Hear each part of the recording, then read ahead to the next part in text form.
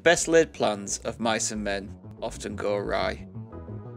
Ladies and gentlemen, and variations thereupon, my name is Stig, and this is Modern Escapism.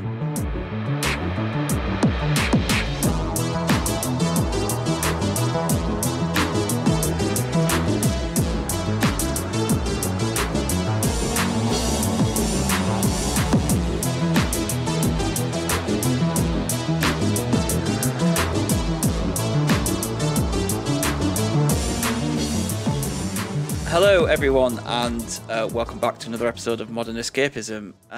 This week I am joined by Gadget. Hello. And Biggie. Good evening. And that's it.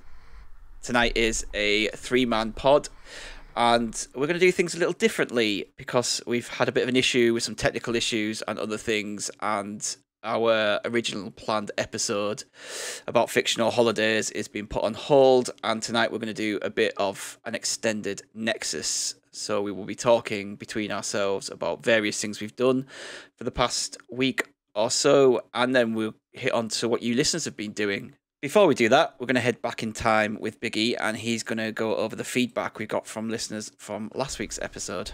Yeah, hi. So, really enjoyed listening to last week's episode. For those who might not realise, when we take turns to drop out, it's I really enjoy listening to the episodes I'm not even on. I just feel like a fellow listener. So yeah, it's always great to listen to them. I look forward to it. So first up we've got Christopher Love at Deadbeat Punk.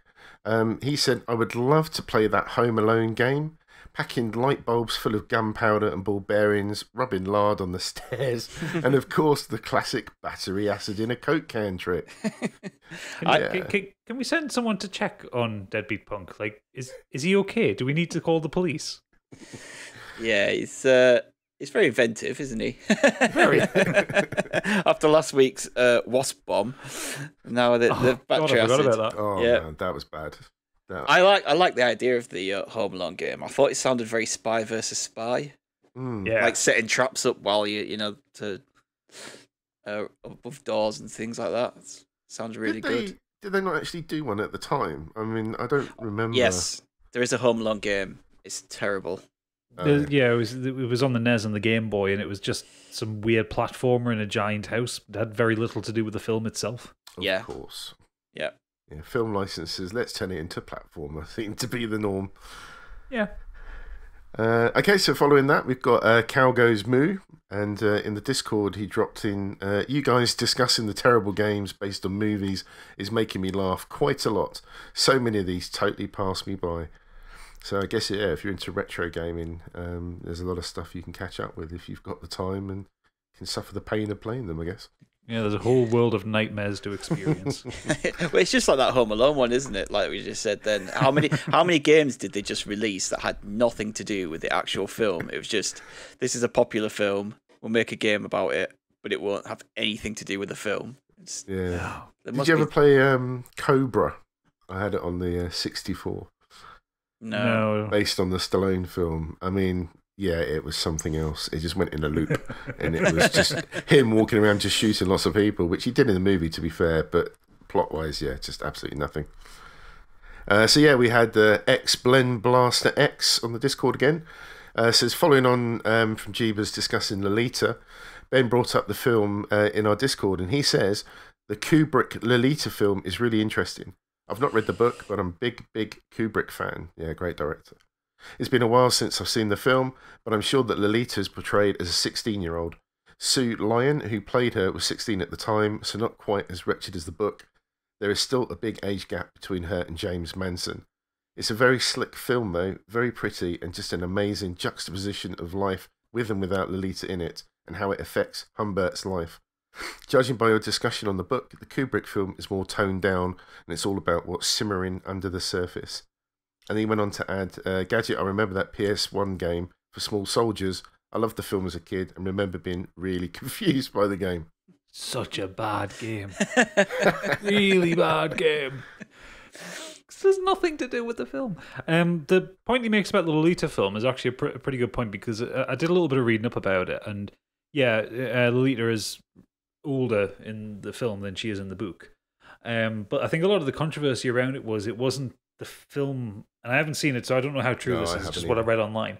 But apparently the film isn't critical enough of Humpert. Like, it's almost presented as a romance, which I guess based on the way the book is described, I guess, but that's why that film is controversial, but it's not as controversial as the source text. I think that was awful. The point that you were making, wasn't it, when you originally asked on the pod was, do you sympathise with the character? Because that's kind of the last thing you want to really do. Exactly, and if the film goes down that route, then that's not quite getting the point, is it, I guess? No. Following on from that, we got John Lister. He says, "Hello, gents. I wrote in a few weeks back and mentioned that I used the podcast as accompaniment while forging. This seems to cause a little consternation. To set your minds at ease, I'm not printing out dodgy fivers, but instead I'm an amateur blacksmith." Nice. Very interested in this. Yes. I'm a few weeks late in this one, but on the topic of sequels, I felt I should point out the greatest drop-off in quality of any TV series from Season 1 to Season 2. Prison Break had a brilliant first season that felt packed with clever ideas, fleshed out characters, and plot twists. It was clearly a labour of love. Season 2 was a muddled mess. It felt like the writers were asked to hand in a script for another batch of episodes and were shocked they got that far. Yeah. I totally agree with that. Yeah, it's one of those ones where I saw that and I was just like, how did I miss Prison Break? Like, it just... I adored Prison Break. I mean, to be fair, I don't actually mind the second season so much. From Season 3, oh my god, it gets so bad. Yeah, when they're in the Mexican... Is it Mexican prison or... It's Central American prison somewhere? Yeah. And then the fourth season. I remember sitting through the fourth season and thinking, okay, is it ended yet? Is it ended yet? Like, when I'm willing a series to end because I'm so annoyed by it, but the sunk cost fallacy comes out, and like I've said, come on, I know it's the last season, just let me see how it ends. And it ends so badly. Well, the problem with how it ends is that the last episode was meant to be a full season, but because it got cancelled, they just... What, is that the final break one, was it? Yeah, like that was meant to be a season, or at least like a smaller season. They were meant to do that within a season, but then they couldn't. But then they brought it back a few years ago, didn't they? For That's like right, a one-off which season, I which I never bothered watching. But I think it's like season 4, there's like one really good episode where they break in, and I think they have to go through a pipe. It's really intense. Yes, I remember that one. Yeah, I think that's probably like the only thing I can remember that's any good from that series. But yeah, unfortunately, something that was amazing to start with just kind of went downhill rapidly. So how did it go? Because Prison Break was, they obviously had to get out of the prison. That's where all the drama was, and then they made it in the first season. Is that right? It didn't go. They get out of in the first season. Like the last episode is them basically out and on the run. The second season is basically it's them trying to stay on the run. Yeah, and they're being chased, so it becomes less about Prison Break, more about the fugitive, and that's I still did quite like it because it was quite tense and it kind of had its moments, but then they had to break into a prison to get one of them back out. Is that right? No, you're missing out. The third season, they get arrested in Central America somewhere. For the life of me, I can't remember which country, and get put into a really gnarly prison that they have to then get out of again. But in half the time, because it was when the writer's strike happened, so they only got 13 episodes out of it as opposed to 24. So they had to do it in double quick time. And then the fourth season, it's all the conspiracy tying around itself, and the FBI's involved, and the CIA's involved. Yeah, and they have to that's why I don't remember it. I think people. it was just such a mess, like you said. And then Michael Scofield's mum comes back into it, and she's pulling all the strings. And then his girlfriend gets arrested, and that's what the final break is. They have to break her out of prison. So they have to break in, get her, get out. And it's so unsatisfying. Like, it's everybody double crosses everybody at some point, and everyone plays a really bad part. And the best part of season 4 is the bit that made me laugh the most. And I realize I'm going on about this, but I just need to get this point out. The makeup to put on Wentworth Miller for the tattoo.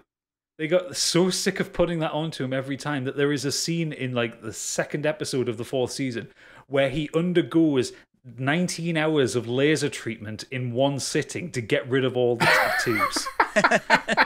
so they can have topless scenes or like scenes in a t-shirt. Yeah, because he kept wearing long sleeve tops, didn't he? Like all the time. Yeah. But if anybody's had a tattoo lasered off, you know you don't get perfect skin after that. There is scarring. It just looks even worse. It also takes about 5 or 6 attempts. Yeah. It's so bad. he's like, no, I'm going to do this in one sitting. Like, dude, your entire body is covered in tattoos. I'm sorry, like, now head I want toe. to watch it. I want to go back and watch it now. Watch it for the same reason that you would watch The Room, to laugh at it. Yeah. It's a 2-drink minimum, though. Brilliant. Thanks for reminding us about that. He also said on the previous week's topic, I have 2 pieces of media that really scared me as a child and stuck with me. The first was seeing Alien at my childminders when I was about 7 or 8. So yeah, that was kind of the same kind of age I think I saw it. Obviously too young to be watching the film, and only got as far as the iconic face hugger scene. Watching that ghastly spider monster burst out of the egg and latch onto John Hurt left me with nightmares for weeks. Yep. The second thing that scared me is common to a lot of people my age, It. Which, I think that was Stig me. Yep. Clearly covered on that. That demonic clown utterly horrified me. And the worst bit is I never saw the movie. I was scared from just seeing the trailer on TV. Something about Tim Curry popping out of the shower in the trailer just worked its way into my young brain. He's Thanks for the awful. excellent podcast. Keep up the great work, Jack. Yeah, Pennywise, Tim Curry's just... Ugh. Absolutely did me in as a kid. Have you guys seen the recent one? That's really good. Yes, I really enjoyed it. I liked the first part. I didn't particularly like the second part. Yeah, agreed. It's not as good, but yeah. I do like Pennywise's character. Really well done. I just generally don't do horror films, so it's just like it had held no interest for me. Yeah, too much CGI really in the second part that just kind of made it more laughable at times than funny. Yeah, definitely. There's bits where like the mini-series just did better, and I think if you're being outdone by the mini-series for those parts, then there's something wrong there. I've not even read the book. Have you guys read the book? Is there anything that... Oh, it's massive. It's like isn't it? Yeah. It's like 600 pages or something like that. Fair old wedge. My wife was going to try and read it before the remix came out. She never got through it. So that's it.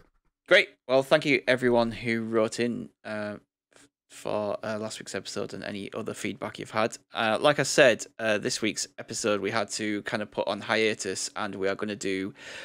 Really, what we're going to do is just an extended Nexus. So we're going to go around in a circle. We're going to talk about a few things that we've done and enjoyed. So we're going to start with Gadget. Gadget, what have you done this week?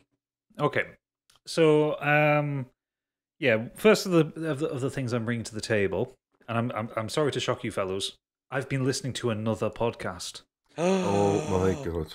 It's okay. I've listened to many. I know, but Oodles does assert that we are the only podcast in the world, and just feel like a bit of a traitor. I've been listening to a podcast called Dungeon Dads, which is a D&D podcast. Now, I love D&D. I've never played it, but I love it. I, for the longest time, was a big fan of Critical Role, which is the one done by all the Hollywood voice actors, which is very slickly produced, very well put together, and very well written. But I discovered Dungeon Dads kind of maybe at the start of lockdown, the first lockdown. And they're a group of 4 guys who are dads. And the story that they're weaving in this podcast is actually really, really good and really fun.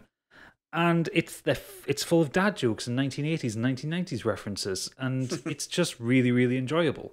And I've binged through their entire last year's worth of content over the past 6 months or so.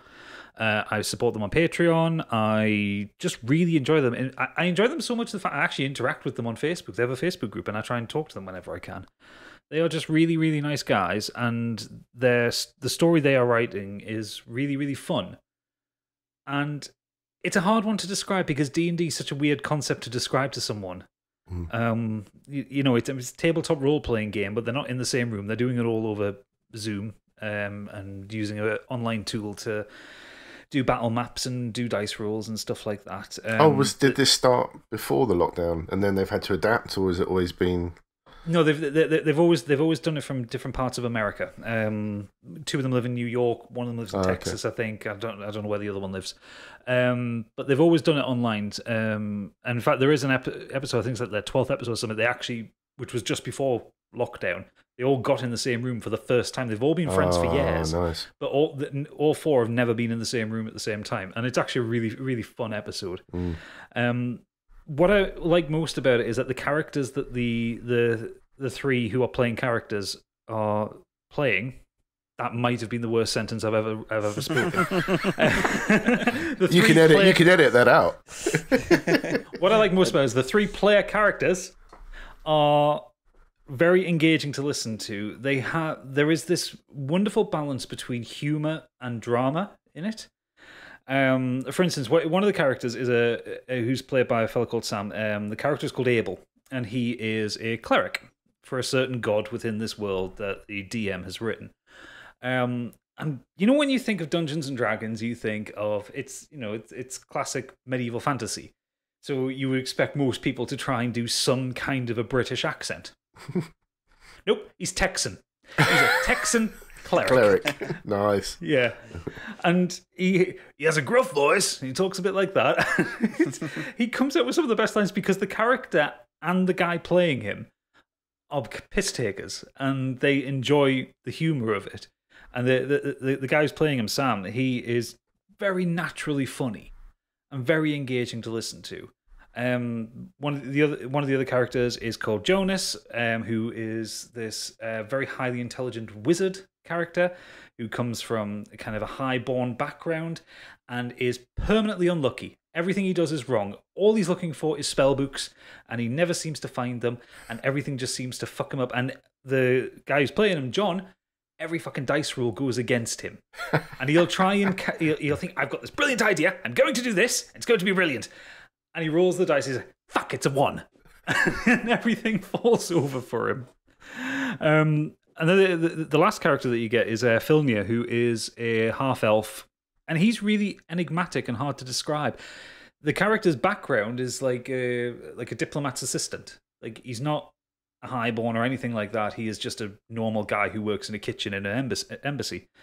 But then he has this this magical item which kind of conveys like a parasitic relationship to him. Like, it's an enchanted item that has a personality which the DM Tom has to voice. And so you get this character who has all this kind of simple background, but then has all this drama swirling around him. Like, questions over his personality and questions over his motives and who he is. It's really, really engaging to listen to. And I really advise people to go and listen to it, especially if you've got some vague interest in Dungeons & Dragons. Like, I've stopped listening to Critical Role because I enjoyed this so much and I'm so invested in their storyline. And I'm not going to tell anybody the storyline because it's worth experiencing. That's why I'm kind of dancing around it, while just more describing the characters than kind of what happens in the world. But in places, it's hysterically funny. In places, it's really gripping and very dramatic and really, really worth listening to. And they're also just really nice guys. And they've kind of inspired me to... I'm trying to write a D&D one-shot for us to maybe try as a special in the future. And it's just because I keep listening to them and listen to how they do their storylines and how they play the game is kind of why I want to DM something for us. So they've been the kind of a big inspiration for me, and it's getting my creative juices going. I'm very excited. Yeah, I mean, I don't know about you, Stig, but the D&D for me, just that era just went right past me. I think I was playing games, and I remember doing the old Stephen Jackson books, but I didn't know anyone out of my mates that actually played D&D back in the day, so I just never played it. Never. No, I don't understand any of it, to be honest. I think D&D, I mean, especially when it came out, was very much more an American thing than it was over here. I'm sure there were people over here who played it in the 70s when it first came out, but like, yeah, we got the fighting fantasy books and we got like the board games like Hero Quest and stuff like that. I remember in the magazines and stuff, there used to be like a Judge Dredd one, and there'd be like I don't know, like an alien version or something like that. They'd look these really cool D&D and Marvel superheroes. I think I remember a Marvel having a big one, but again, just never saw it. Never knew anyone played it. Yeah, well, I've got. I bought the Essentials kit, the D&D Essentials kit in the summer, And I keep reading it, I keep looking at it. If you ever hear like something dropping on my desk in the podcast, I'm playing with. I tend to fiddle with the D20 that came with it, just because it's nice. It feels nice in the hand. But yeah, I really enjoy it. And like I said, I've never played D&D, but I adore it, and I want to do more with it. So I will be doing it at some point. And if I don't do it for us, I'll be finding someone to play with soon, I think. And it's weird because we played RPGs and stuff, in games. It's not too dissimilar, is it? I just want to ask, how do people pick their characters? Because, like, in games, like Biggie just mentioned then, you're kind of given a set thing out. You're like, here's a dwarf, they kind of do this. Here's an elf, here's a human. But, like, you just mentioned then, like, one of the characters is a diplomatic assistant. Like, who decides, do you know what, I want my character to be a diplomatic assistant? Like, so why does no one want to just be Ace? A warrior from the start.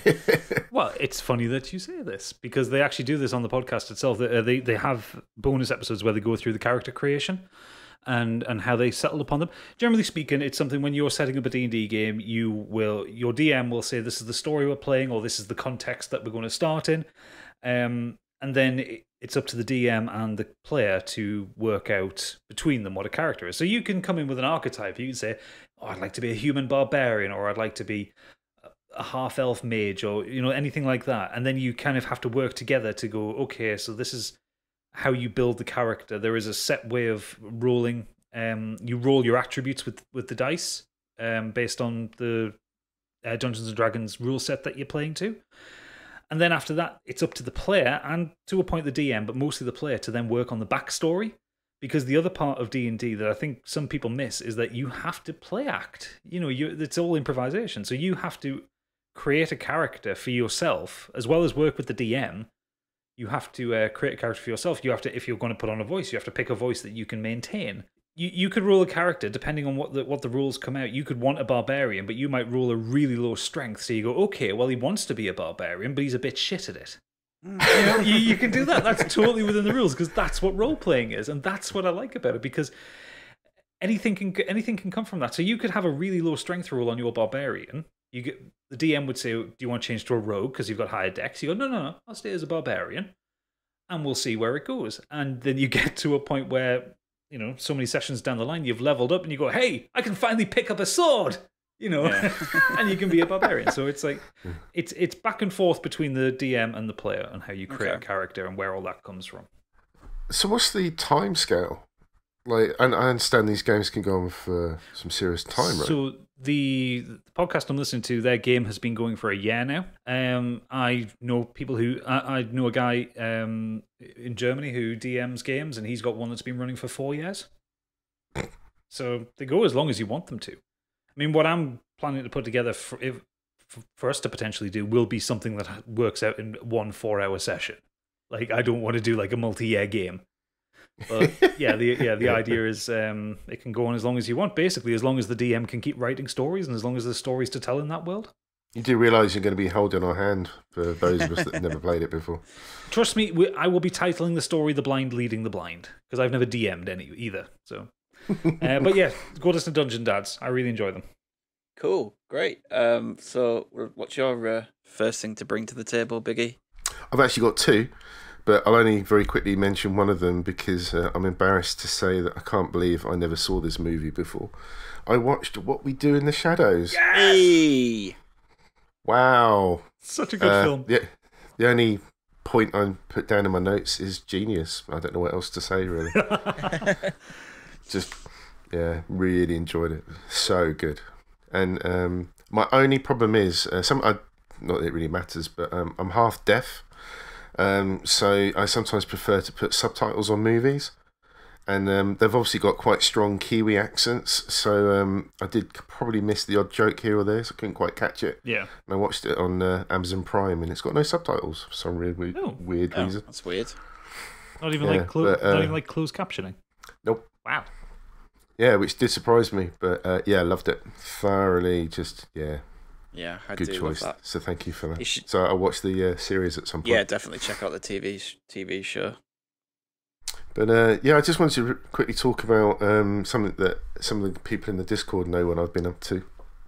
I managed to get GTA 3 running on my PS Vita. Now, to cut a long story short, I've basically, when I got my Vita, loved playing it, used it for travel when I was working on the cruise ships and going abroad. It was quite nice to play on.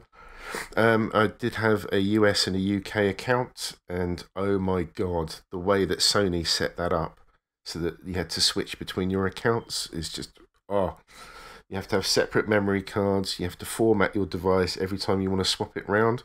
It was just a joke. So I got very frustrated with the way Sony set this up. And then I discovered there was a modding community online. Looked into it and realised that you could hack your Vita. So this is what I did. I also managed to get hold of a cheap PS TV before they skyrocketed in price. And I've hacked that as well. So I basically used my PS TV as my main go-to device for my retro gaming and stuff, and my Vita's there as a backup. But yeah, somebody recently, I mean, the fact that the Vita's not supported by Sony anymore, they stopped making them, Sony dropped support for this a long time ago, basically. But this community is still going strong, and there are people that actually invest their personal time to just come up with different software, different little... what's what I'm looking for? Life-changing apps for this little device. And yeah, somebody suddenly decided they wanted to port GTA 3, the PC version, onto the Vita. Nice. They've done a great job. It's all done, as legit as modding can be. So they've just basically said to people, if you want to do this, you need to have a legit copy of GTA 3. So I had a look on Steam. It was going for $4.99 there. Managed to find another website that was selling it for cheaper. So I got the key for about £1.69. Installed it into Steam and then got the assets from that, transferred that to my Vita, used a couple of bits of software that they all provided in the little guide. And it also, they took the assets from the Xbox version and they took the HDR car skins and you can put that on as well just to spruce up the graphics a little bit. All right. And it runs anything between, let's say, 25 to 30 frames per second currently in the first version of the firmware that they set out. Or software, sorry, not firmware. But yeah, it's great. It's just nice having a really decent looking version of it running around my Vita. I've really enjoyed it. I'm so impressed that these people put their time aside to keep this community going. And a particular mention to the Flow, who he's basically had a battle with Sony for probably the last, I don't know, let's say 2 or 3 years, maybe longer. Every time Sony released a new firmware, he managed to hack it as soon as possible so that people could still do this. Naughty boy. And he now, he actually found a way to jailbreak the PS4. And then Sony, I don't know if you guys ever saw this, Sony sent out a request to people that do this kind of stuff, that if you legit explain how you do these things and show them how they did it, then they will pay you to stop doing it, like a one-off payment. And he did it. He took them on offer. I think he got paid something ridiculous. I could be wrong here. Something like 10 grand by Sony. Nice. They were like, your prize is in this room, and then they walked in and someone just put a hood over his head, and that was it. He's gone, never to be seen never again. Seen again. Yeah. You're for my free boat. Yeah. But yeah, it was really simple. And the weird thing is, it's things like the game wouldn't run properly with sound because the WAV files, the audio WAV files, needed to be compressed. So somebody wrote a program that did that for you, and it changed it into MP3. So you do that, and you tinker around with it, and then off you go. And it was up and running. So really impressed. Played it for a little while, and guess what? They're now working on Vice City 1. Excellent. So it's Sony just giving up on the Vita now then? Like, a long time ago. No, but I mean, I know they've given up on updating it and putting games out, but in terms of this kind of stuff, are they just like, we're focusing on PS4, the PS5, like this is not even, they're not even that bothered? Or if I'm right, the PS3 and the Vita have now disappeared from the store. So unless you're in an app browser or something, is the only way to download your games. There's something that's a bit funny about how they've done that. They dropped it from all the stores. The last firmware update came out maybe a year or so ago. But yeah, I mean, I think we've discussed it before. The memory card issue, I think Sony did their own way to kill that machine off by releasing over-expensive memory cards. It's ridiculous how much they went for. They really did the Vita dirty. I had one, and I thought it was a cracking piece of kit. Well, you see, now that you've hacked it, you can use your own SD memory card. So I've got like a 260 megabyte one in mine. It's got a gigabyte, sorry, not megabyte, gigabyte. So yeah, it's got all my my SNES ROMs on it. It's got all my PSP games on there. It's basically an emulator. It's brilliant. Using RetroArch. I don't know if anyone's ever heard of that. Yep. It's a great Apple tool that's used for emulation. You basically make sure that you have all the assets, but it provides you with the tool to run all the games. Excellent. Yeah, it's really good. Love using it, and yeah, I just like to get into my retro hour or so, and then I just tinker around with any old games. So, can you play Final Fantasy VII on it? It's my go-to for playing my Final Fantasy VII, and that's where I play it when I get round to it, when I'm not podcasting, watching movies, and doing stuff. So no, I haven't finished it, Gadget. One day we'll have finished it. I've got a sound sample ready for when he does. So what about you then, Stiggy? So obviously I've not been on for the last week or so. Got a few things that I'm currently on reading. The Secret Commonwealth, which I'm really enjoying. I'll probably discuss that more on the show when I finished it. If people don't know, this is the follow-up to His Dark Materials. So it's the second book of the new trilogy that Philip Pullman's released for that. So yeah, just on with that. I watched a film last night called I Lost My Body. It's a French animated film. It's only about an hour and 20 minutes. It's really good. Like, really well worth checking out. Definitely watch it with the French subtitles. I started it in English and I just thought, actually, this feels like I should be watching it in French. So yeah, I watched it in the French with the subtitles, and it was better. Yeah. And I mentioned it the other week. I was playing Thomas Was Alone, and I finished that this last week as well. So really enjoyed that. Excellent music, that, and surprisingly quite emotional for what the game is when you finish it. Isn't it a game with just squares and rectangles, yeah. But just has this really lovely narrative arc, and like you feel like you grow to know these little squares. So but it's the music. The music just gets you. Like, it's so good. I've been listening to it on Spotify. Well, if the narrative and the music managed to do that with the basic graphics, then they've obviously done a good job, haven't they? Yeah, I mean, it is like so basic, the game, when you look at it, but everything else they've kind of put into it is really done really well. But one of the main things I want to talk about is have been playing and finished since the last pod, A Plague's Tale: Innocence. So this is available on Game Pass, and to obviously make sure I get enough out of my Game Pass, I actually started to look at games to play on there, rather than letting it lapse and then going, oh, I've not played anything in a month. That's my problem. Yeah. So I looked at this one. I've heard good things about it. So this is a horror stealth game. It's set in France in late 1348. You play as a young girl called Amicia de Rune. She's like a noble descent, and she has to go on the run when the English turn up. It's set during the 100-Year War, so the English turn up and start sacking towns and villages, basically just wiping everybody out. But behind all that is they've been sent there by some high up religious bloke to try and capture her brother, because he's got some kind of thing inside him that he wants. So she finds herself caught between having to protect her brother while the Inquisition are killing everybody, and also while this mysterious black substance begins to emerge out of the forest, and it's making people sick and turning rats into crazy, bloodthirsty creatures. So like a large majority of this game is working your way through these hordes of rats, and your only defense against them is light. The rats don't like light, that's it. You've got to use fire and corridors of light to try and work your way through them. It's very stealth and puzzle based. I'd say it's probably 60% stealth, 30% puzzles, and 10% action. There's very little action in it. But it's wrapped around a really engaging story. It's a story that really kept me going with it, it doesn't really rely on set pieces. What action there is in there is basically running away from things.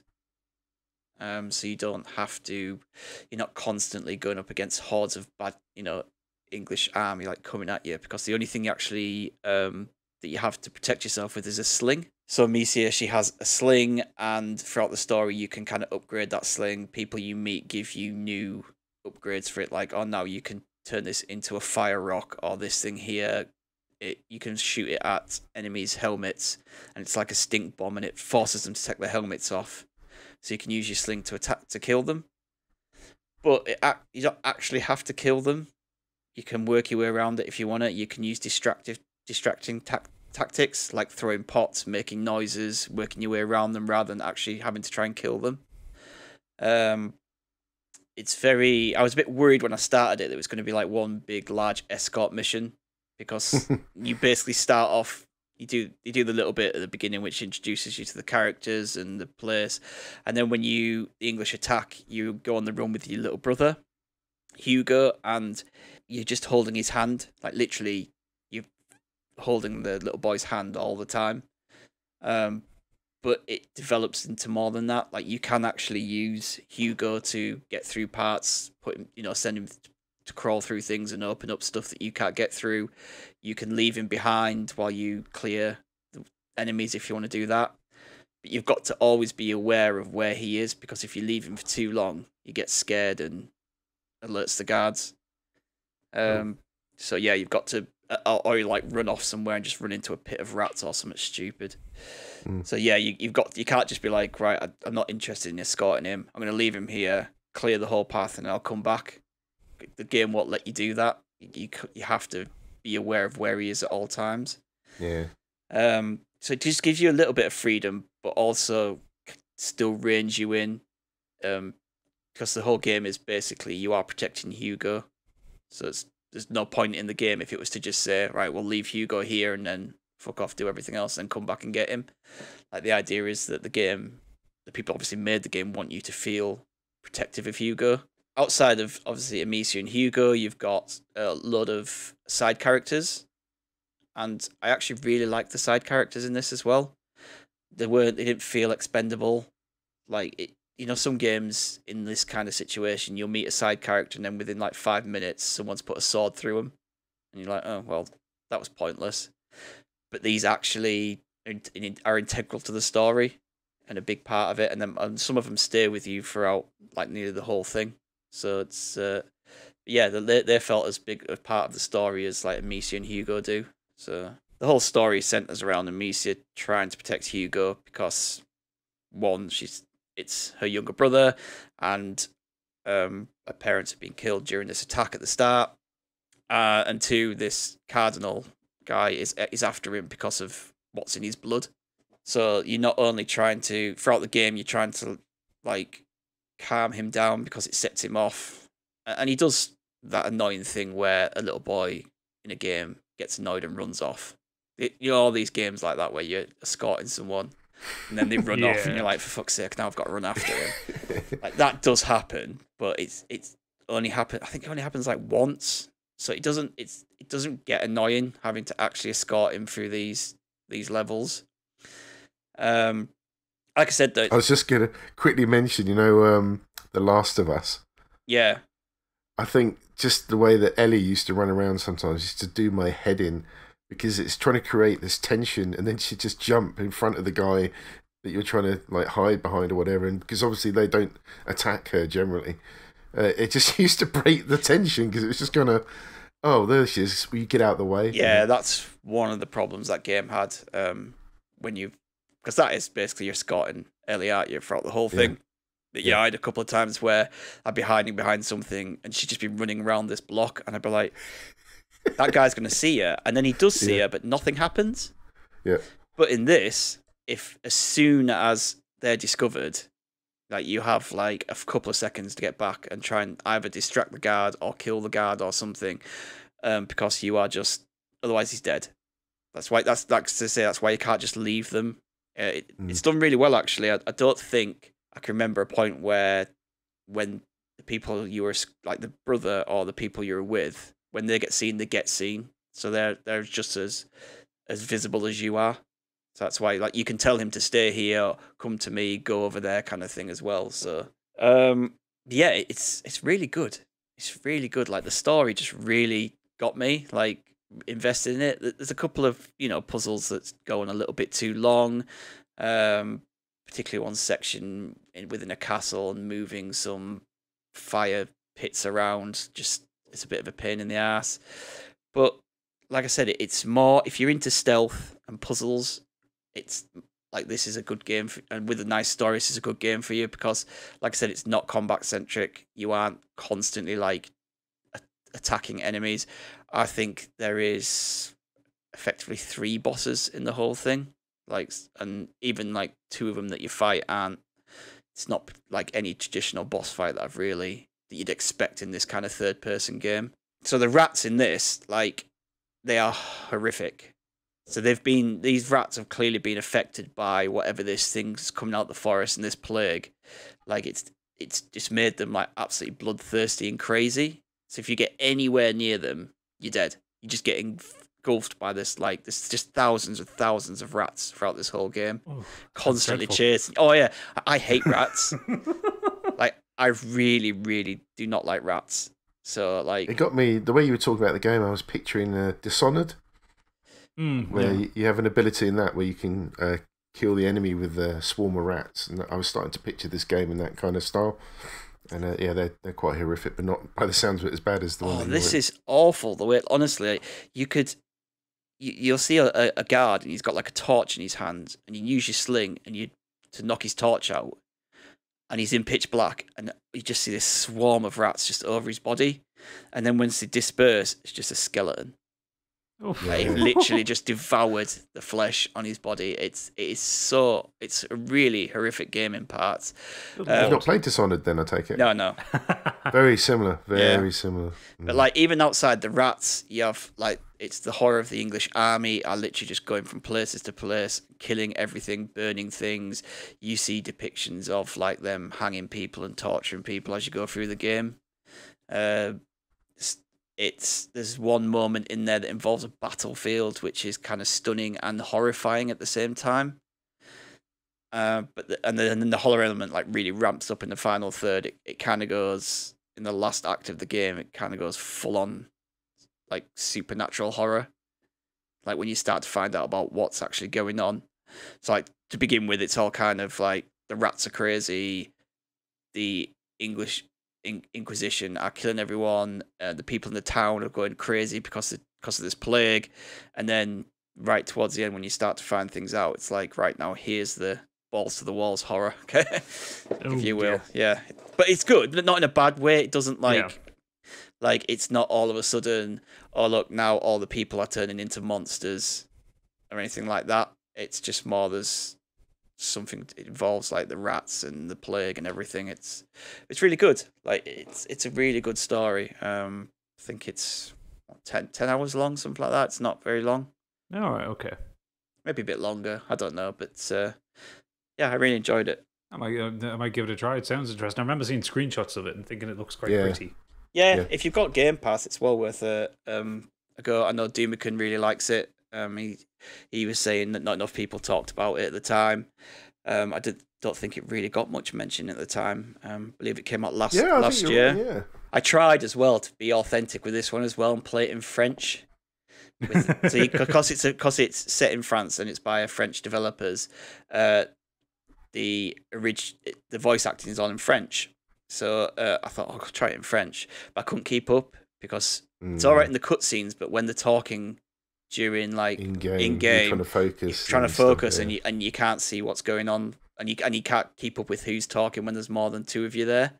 But what's actually really interesting is if you play it in English, it's all the people who did the French voice acting did the English voice acting, so it's all that's a nice move. Yeah, it's all authentic, rather than it just being someone putting a French. So they speak English with a French accent, but it's French people doing it, so it's really good. That is how any voiceover should be done. You know, when you watch the news and they try to do like a foreign minister speak, and then they do it in English, and they've got some guy from Yorkshire doing the accent.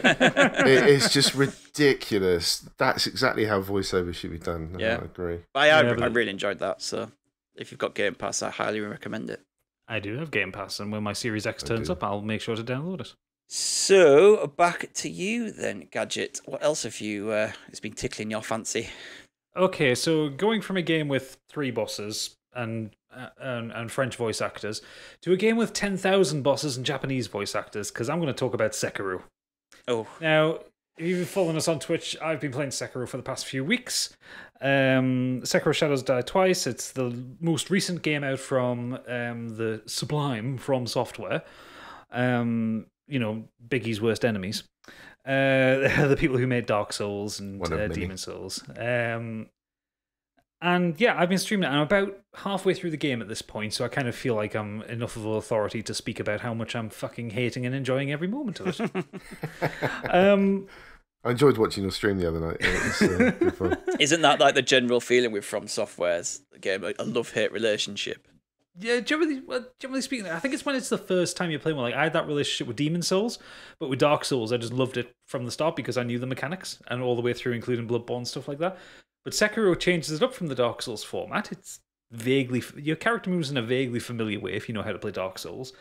But the combat system is completely different because with Dark Souls, you turtle up behind a shield, you walk up to an enemy, you let them whack at your shield a few times, you go, oh, I can walk behind you and stab, and then he's dead. And that's how it works in that. It doesn't work like that in Sekiro. Hang on, you've never told me this tactic in Dark Souls, by the way. It's fairly self-evident when every enemy turtles up behind a shield. Noted. Yeah, with Sekiro, though, it flips it on its head, because there are 2 ways to kill enemies. You can either whittle down their health, or because you're a shinobi, you can break their posture. And it's something that the game does its best to explain to players, but I don't think it explains very well, because when the game first came out, I bounced off it hard. Like, I got maybe like 2 hours into it and just threw it away in a fit of rage.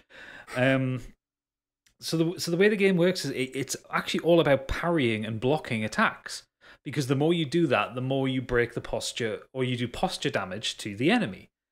And so every fight is about trading blows back and forth constantly. A little bit like how Bloodborne changed the Dark Souls format to forcing you to be aggressive because there were no shields in the game. This one forces you to be defensive in an offensive way, which boggles the mind.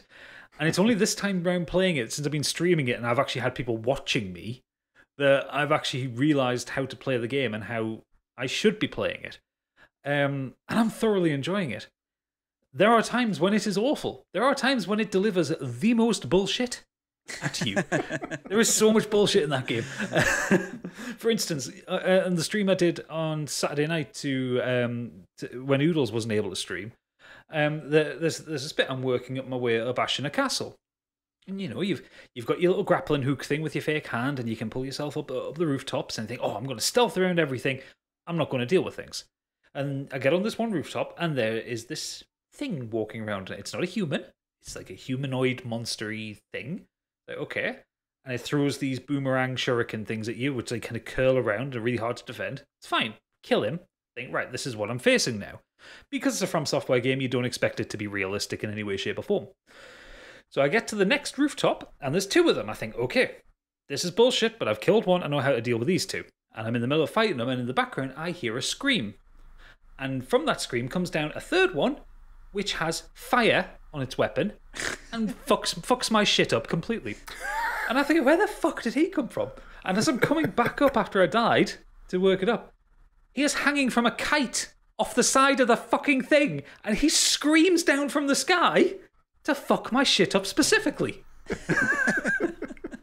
It was just like, oh my god, this is total bullshit. This is complete and utter absolute bullshit. But the best one I had, and if you go on our Instagram, I put a clip of me dying repeatedly to him. It was one of the bosses I fought was called the Ashina Elite. And you walk into this room at the top of this pagoda, and he's just sitting there meditating, and the health bar comes up and says he's a boss. I'm like, okay, cool. So I walk up to him, holding the defend button, expecting just to parry off a blow. He doesn't do anything, so I attack, and then I die. Because he swipes at you his sword does a lot of damage to you, and he does 2 attacks at once. So he like swipes up and swipes back down with his sword, and that takes off your entire health bar. And I'm sat there going, "What the fuck just happened?"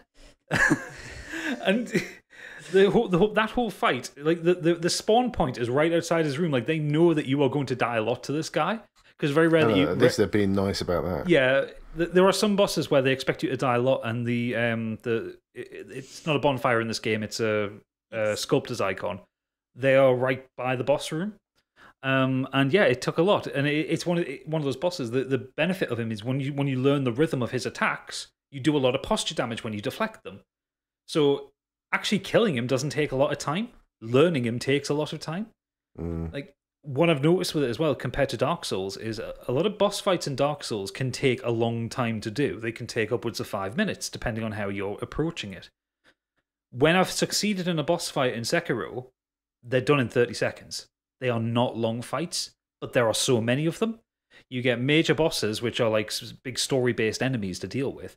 And then there is like 3 or 4 mini bosses on the way up to them. They all have these different fighting styles. They all have very unique weapons. One thing I like, despite the fact that it's a very unrealistic game in terms of like there are weird creatures and monsters and fantasy shit in it, all the fighting styles are real, like samurai and shinobi fighting styles from feudal Japan. Like they use weapons realistically, and I really enjoy that because the whole thrust of the game is learning the enemy movements, learning how to deal with that particular bullshit, and punishing it. But it's realistic. What's that flashing red thing that comes up on the screen? Is that like a kill move or something? Yeah, so yes, I've noticed. Yes, some enemies, actually I think most enemies, to be fair, have a move that is considered, I can't remember what it calls it, but it's like a big damage move, and it's basically an indicator to say, this is going to fuck your shit up. But it generally indicates like a move that you have to do something special to avoid. Either it's like a leg sweep with a spear, in which case you would jump over it, or it's a huge thrusting attack. And a huge thrusting attack is a move you unlock called the Makiri counter, where you stamp on their weapon into the ground and do a lot of posture damage to them because you basically knock them off their balance. I was going to say, I assume you can do the same back to them. I don't think you can do that specific move, those specific moves, but yeah, it's like you have strong moves. There are moves you can unlock that give you kind of extra combos. You also have the prosthetic arms. In the opening boss fight, you lose your hand because Genichiro, again, just kind of fucks you up. And you're given a prosthetic, which is an impressive feat for the 13th century Japan. But it's made of bone and rope and elastic and stuff like that.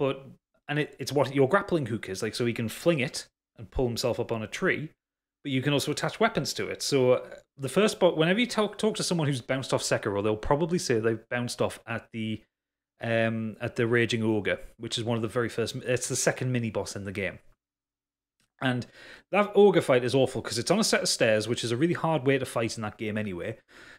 He does so much damage to you, and like, he will grab you and he will hurl you, and it's like usually one hit kills, and it's a real frustration point for a lot of people. And he's got a lot of health, and it takes a lot of time to knock down his stamina. With having the prosthetic, you can actually attach extra weapons to it. So there is a weapon in the game called the Flame Vent, which is basically a giant fucking flamethrower. Again, 12th century Japan, great, fantastic. Which you get, and that particular enemy is afraid of fire. So you throw fire at him, he like staggers, and you can get some damage on him. And so you get these interchangeable weapons on the prosthetic that allow you to do things like break shields or pull enemies close to you, pull armor off some enemies. So it's a very well-designed combat system. I know a fair bit about Sekiro. I've watched a lot of streams on it. I'm at the halfway point in the story when I beat the boss I'm up against now, which is Genichiro. Because you face him 3 times throughout the game, at the very beginning, in the middle, and at the very end. Once I beat him here, then the game starts to get very fantastical, and you start dealing with less human enemies and more weird creations like the Guardian Ape or giant serpents and dragons and shit. It gets very From Software. But I'm really enjoying it, despite how much I hate it. I love it, but I hate it. You I made love it, me but I buy hate it, didn't you? Yeah, I made you buy it. But After to be watched fair, you. that is your silly fault because you're just like increasing that backlog of yours. Oh, I know, but I did enjoy watching it, and I thought Yeah. I like a bit of samurai action. Big fan of Tenshu. Got the feels from that, and I've got Neo as well. So I just kind of love that sort of kind of universe. I love it. Really enjoyed watching it. I will say, once the combat clicks with you, I do actually find it a bit easier than Dark Souls, especially kind of the general enemy-to-enemy combat. Bosses are a different thing. Bosses take some working out, but like I say, once you work out how to beat a boss, it takes seconds to finish the fight, as opposed to minutes. And some of the boss fights aren't, because there's so numerous in the game, they're not as grand as Dark Souls. Like, they don't tend to get their own music unless it's a story boss. There is just a generic boss fight music, a bit like Final Fantasy, where you have a generic boss fight music, unless it's a huge, big story moment. But yeah, it's such a good game, and I'm glad I've finally gotten into it. Because, like I say, I bounced off it for such a long time. It's like 18 months between it coming out and me actually starting to understand it. Yeah, thoroughly enjoying it. And if you haven't played it, I'd recommend you try it. It's usually cheap on something or other. It's usually on sale. But also with the next-gen consoles coming out, I think you can start playing them at 60 frames a second now. Because I'm playing it on PC, so I'm playing it at 60. And I think it is definitely enhanced by having that higher frame rate. Yeah, I mean, it's like me playing Dark Souls. It's frustrating as hell, but I do have this secret enjoyment to it. It's starting to click a bit more now, and you reach that point in all FromSoft games. You either bounce off it quite early on, which I did with Sekiro, or you find enough in it to enjoy that it kind of makes you a bit stubborn with it, and you just say, "I'm going to fucking beat this game." You know, like you really want to push through it. You played it, Stig? No, the only one I've played is Bloodborne. You should get it, man. No. He's the one that bounces off it quick. I think I will. No, I don't know. I don't think they look great. I don't know if I can do that to yourself. Do it. Yeah, I struggle with Bloodborne. I don't know how far. Like I said before, I don't know how far I got in. I killed a few bosses. Got to a point where I got knocked out and woke up in a cage, and then I just bounced off it. I just couldn't be bothered with it anymore. So, I'm happy that you're enjoying it and not getting frustrated to the point where you're hating it. But maybe one day I will do. But there's so many other games out there that I would prefer to play first. That if I ever get onto it, it's way, way, way down the list. So, yeah. So Biggie, anything else? What have you been up to? Yeah, because the Halloween theme that we had recently, I ended up watching the movie The Host. It's good. Which I briefly referred to. Yeah, really enjoyed that. Didn't know much about it, I have to be honest. So I took it as for what it was. I had a rough idea that it was going to be based around the Zoom call, which I thought was really cool. So for those that don't know anything about it, it came out this year. It's directed by Rob Savage. Possibly one of the first movies to actually feature the pandemic as part of the background, because obviously we're in this awful times at the moment. So basically, 6 friends hire a medium to hold a seance, and it's done via Zoom because they're all in lockdown. But during the Zoom call, they get far more than they bargained for as things quickly go wrong. So it stars some sort of...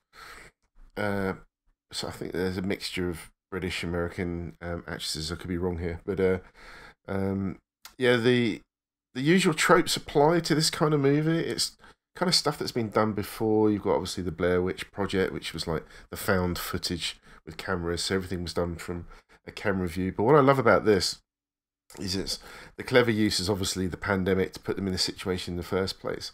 But it's using the current technology that we have in our world these days, which includes Zoom. And there's a couple of other things to do with how we use our phones these days, but I don't want to ruin any surprises for anybody, so I won't go into too much detail about it. But yeah, it ramps things up really quick, and it does create this tension. I think the performances were really good by everybody in the movie. I thought it was really well done. It's not particularly long. I think it's just over an hour. I think it's probably quite hard to keep that gimmick going for so long. So I think the way they did it was really well done. They use a Zoom call, don't they? That's the whole point. Yeah. Is that the film takes place within an hour's Zoom call. So, yeah. So I just thought it was really good choice, and the editing's done really well. And basically, it's always from the viewpoint of somebody watching the Zoom call, so it never changes from that. So all the different cameras turn off and on depending on what's happening, and yeah, it's just really, really good. And I just sat there and enjoyed the whole thing from beginning to end. And you know, when people were saying, "I know what can I watch? What's good at this time of year?" and people are kind of bored with the sort of horror movies of stalkers and things like that, I just thought this was done really well. Yeah. And I look forward to seeing more work from the director Rob Savage. He's got awards for doing short stories and commercials and things, so he's been around for a few years, but I think this is probably one of his biggest hits, and I can't wait to see what he does next. Yeah, I agree. I really like the use of like what he did with Zoom, using things like Zoom backgrounds and things like that, and some of the features that you can get on a Zoom call. It works so well. And like again, like you said, our use of phones and stuff like that. The way sometimes they flick over to the phone to try and show something that's going on to their friends, and there's a few bits in there which are a little bit immersion breaking, like why would you be carrying your laptop around pointing it towards the noise, that kind of thing. That's solely for the purpose of the viewer at home, but it's not to the point where it's like it ruins anything. No, agreed. Yeah, it's really hard not to go into too much detail about what happens to people because it'll ruin it. So that's why, like you say, you don't want to give too much away. But this is like I'm really affected by these types of horrors. I know that they got a bit stupid as they went on, but like say like Paranormal Activity, even though there's large parts of it where nothing's happening, it's the fact that it looks real and you are constantly watching. Your eyes are flickering around the screen, waiting for something to move and something to happen. And because it's done on a camera and it's done over the Zoom call, it feels real. It feels like you're watching something real rather than it being like a big budgeted horror film.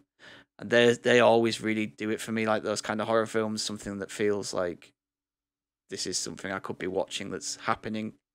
Just like that's why I think it works really well. But yeah, I really enjoyed it, and again, it's an hour long, and it's brutal at times. Yeah, let's not put that lightly. Yeah, it doesn't.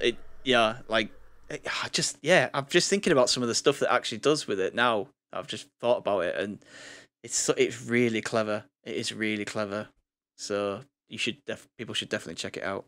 I've done films like this before. Wasn't there one like Unfriended or something like that, which is all done over like a Skype call or a Facebook? That's right. Yeah, I think that was the first one to use that kind of. I think the whole thing was done that way as well. Like this one, this doesn't break the immersion of the call. But I think this is so much better than them. I've seen all them ones, but I think this one's better. Sorry to you, Stig. Yeah, myself back to me. From a horror game, from myself to a horror film.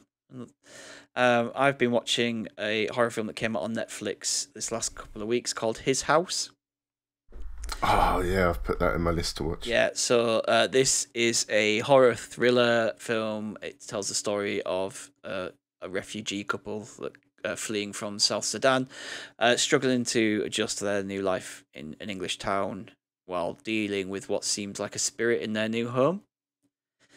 What I really like about this is, firstly, it's a nice slow burn, like just the situation. Like you kind of get a glimpse of the situation of them traveling across the ocean and the setup, and then this out of place. You know, they're putting this into a refugee center, and then they're moved into this house, and it just slowly builds up.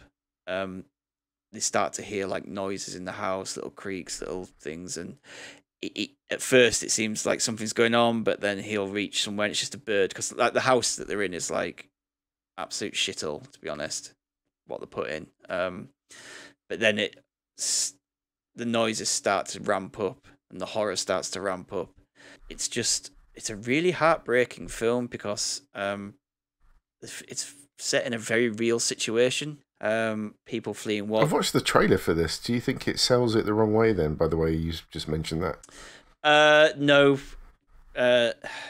Because it does ramp up to those bits that you see in the trailer. I think yes, it might take a little bit of time to get there, but that slow burn's kind of worth it. I have no problem because with that. Because it shows this couple. they don't even know where they are. They're just taken to a house, put there, given this is how much money you'll get a week, and like she's scared to go out. She tries to go out at one point, and she's met with hostility from local youths and things like that. So she starts to wander around the estate, and the estate feels like a maze. So it's not just horror, like in the sense of spooky things going on and noises and horror figures. It's this feeling of not knowing where they are. She feels like she's trapped. She's in a maze. Like the sequence feels like she's in a maze. But yeah, it does eventually start to kind of bring those more traditional horror elements into it. But like I said, it's people fleeing from war-torn countries. They're packed in boats, losing their friends and families while they're fleeing. And then again, like having to live in this country, risking their lives, fighting for a freedom and a better life, but not really knowing the best way to go about it. The movie is just a massive metaphor, about fighting inner demons and grief and guilt. As the film goes along, you start to understand why they're seeing this witch, essentially is what they call it, and the reason behind it. This is at the beginning of the film. It's basically when they've fled the country, their daughter's killed, and the boat tips over and they lose their daughter. So it's all about that manifestation of guilt to do with that. It's very similar to the way the Babadook took grief and anxiety and manifested it into a more traditional horror.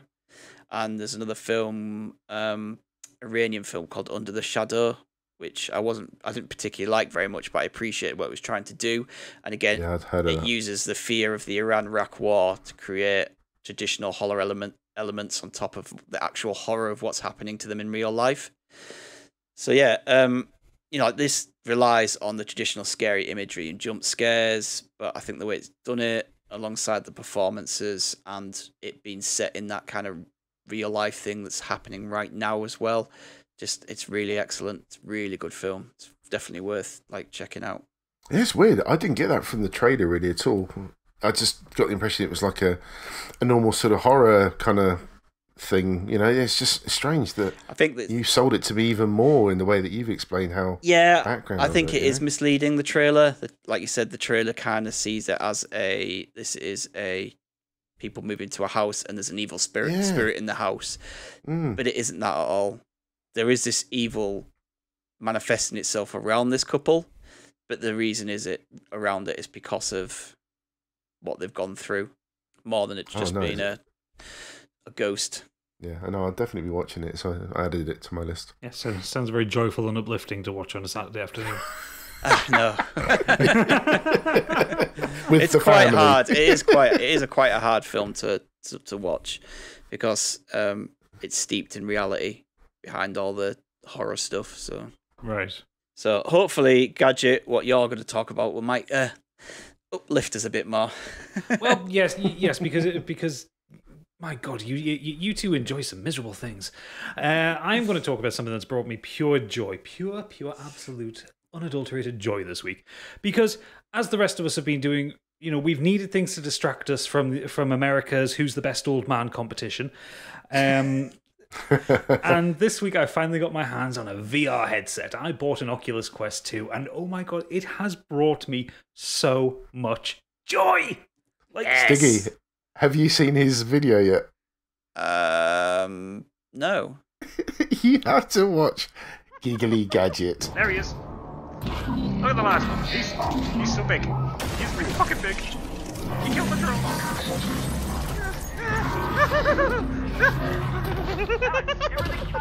Yeah. Oh yes, playing the Half-Life. Yeah. Yeah, that's one of the games I got Half-Life Alyx, and I got Beat Saber. And yeah, I make no bones the fact I giggled like a fucking idiot throughout my entire time playing Half-Life Alyx. Obviously, I haven't finished it. I've put about 2 hours into it, and to be fair, I did an hour, and then I did it again on stream. But Half-Life Alyx took my breath away. Honestly, it was just one of the most incredible gaming experiences I've ever had. I mean, Half-Life is incredible anyway, both the original and Half-Life 2. But it's hard to describe. You kind of need to play VR for yourself at some point. Someone must have a headset. Go and borrow it for 5 minutes. because you can watch all the videos in the world on VR games, and watch someone struggle through something or watch someone giggle like an idiot at it.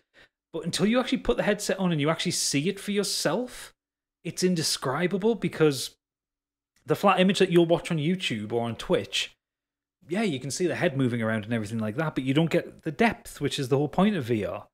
And like when I first put on Half-Life Alyx, I'm wrestling with the fact that I've got this piece of plastic on my face, I'm tethered to my computer, I've got big headphones on top. It's an uncomfortable way to play a game. But then the screen opens up, and like that opening shot when you're on that balcony and you look over City 17, and I just kind of stopped and looked for a minute. And because you're stood on the balcony, right in front of you is a railing, and the first thing I did was try to put my hand on it, and obviously it's not there. It's the most surreal thing in the world.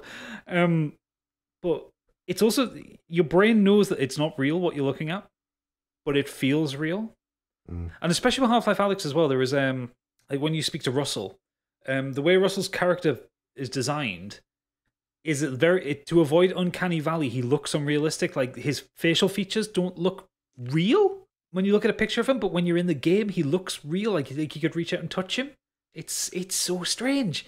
In fact, there was one point during the stream, very early on the stream, I had a technical issue, so I had to take my headset off to like sort it out with my PC. I went to put the two touch controllers down on a table in the game that didn't exist. That's right. Yeah, I'm be doing that. Yeah. It's just like, it's that convincing. There's a couple of times I've been playing, I've got to like put my hand on something to rest on something. It's just like, no, that's not there. Or I've turned around and there's like a pillar next to me. I was like, oh Jesus, no, it's not real. It's not there. But I think there was a scene where I think it's a ship took off over you, and in the video we can just see it taking off, and it just looks like in every other game the ship's taking off and going above you. But for you, you're seeing that, like you say, the depth of vision, so it just looks absolutely massive flying across over your head, and that's what you can't get across in videos at all. No, like the bit where I got the most giggly was you're walking through a sequence, and this giant kind of tripod walker thing climbs over a building, and the foot lands right next to you. And yeah, in person, when you're in VR, it's so massive. Like it's an incomprehensible sized machine, and it's so intimidating. Or there's shortly after that, you drop down into a lift and you open the doors, and there's a load of combined soldiers out front. That's right. Yeah. Yeah. Now, when you play Half-Life... His hands do that. Yeah, I did that as well. Well, but when you play Half-Life 2, like the combined soldiers, they mean nothing. They're cannon fodder. When you open a door and one puts a gun in your face in VR, you put your hands up because it's shit scary. And then you get the most awful one is when the guy then walks over and like jabs you in the side with a shock stick to arrest you. And it's like, both times I've done that sequence twice. Both times I've curled up inside myself as if I am about to be hit. So when I did that bit, for listeners out there as well, I got a VR headset this week. My friends lent me one, but my PC doesn't really run Alyx very well, so I'm getting some new RAM to upgrade it. But so it was kind of jittery and not kind of putting everything in the right position. So when he went to jab me, he did it right in my face. So I didn't get it in the stomach, like the stick and the thing just went boom right in my eyes like that. And I was just like, ooh, ow. But yeah, but I've had to stop playing it unfortunately because my PC is struggling a little bit. So as soon as I get this new RAM and it runs better, I will be heading straight back in there. Yeah, the head crab zombies are awful. They're genuinely terrible to fight against. In fact, there's one point again in the video where one gets the drop on us. Like I was fighting the other ones. I didn't see where he was, and he stands up, and I'm like shit. And I put my gun up, and I press the unload button, and the clip falls out the bottom of the gun like some bad comedy action film. And I'm like, I haven't seen that bit. I'll have to check that out. There's this like 30-second moment where I'm like the trigger's clicking, and then I look at it, then I click the trigger's like, oh, shit, reload. It's panic. It's interesting you didn't use that clip to advertise it. Strange. He did. It's on, did you? Yeah, Yeah. It's on. I it's on haven't seen that. I was going to say, I thought you Instagram kept that hidden. No. I fully own up to my fuck ups in games. But Beat Saber is the one I'm putting the most time into. Beat Saber is amazing. It's so much fun. Hard work. Yeah. Oh, absolutely. I'm using it as an exercise tool. If you haven't encountered VR before, Beat Saber is Guitar Hero with lightsabers. That's the best way to describe it. You're stood in front of this track thing. You've got a lightsaber in each hand. and boxes are flying at your face, and you just smash them to the rhythm. I think. Imagine the meeting when they dropped that as the idea for the game. Yeah. I've got an idea for a game, right? It's Guitar Hero, but with lightsabers. Someone's gone, "You've been smoking way too much." No, I think they literally sold. Done. Yeah. it's that Rick and Morty moment. You son of a bitch, I'm in. Yeah. It's a simple concept, but I do think it's actually the perfect game. It's so good. When you play through so it's got a list of about 25 songs that come with it, which are custom made for it. So like if I wanted to stream it, I could stream it and we wouldn't get copyrighted. But it has a career mode which goes through and it amps up the difficulty gradually, getting you used to it, to the point I'm actually stuck in the campaign mode now because it's wanting me to like get huge combos and like ridiculous scores. It's just like, I'm not good enough for the game yet. But because I've got it on the Oculus Quest, so I've got the PC version as opposed to like the PSVR version, we can do custom songs on it. Like I've modded it to enable custom songs, and I can tell you, playing some fucking pop songs is so much fun on it. Like the two songs that I've loaded onto it that I enjoy the most are Shut Up and Dance by Walk the Moon.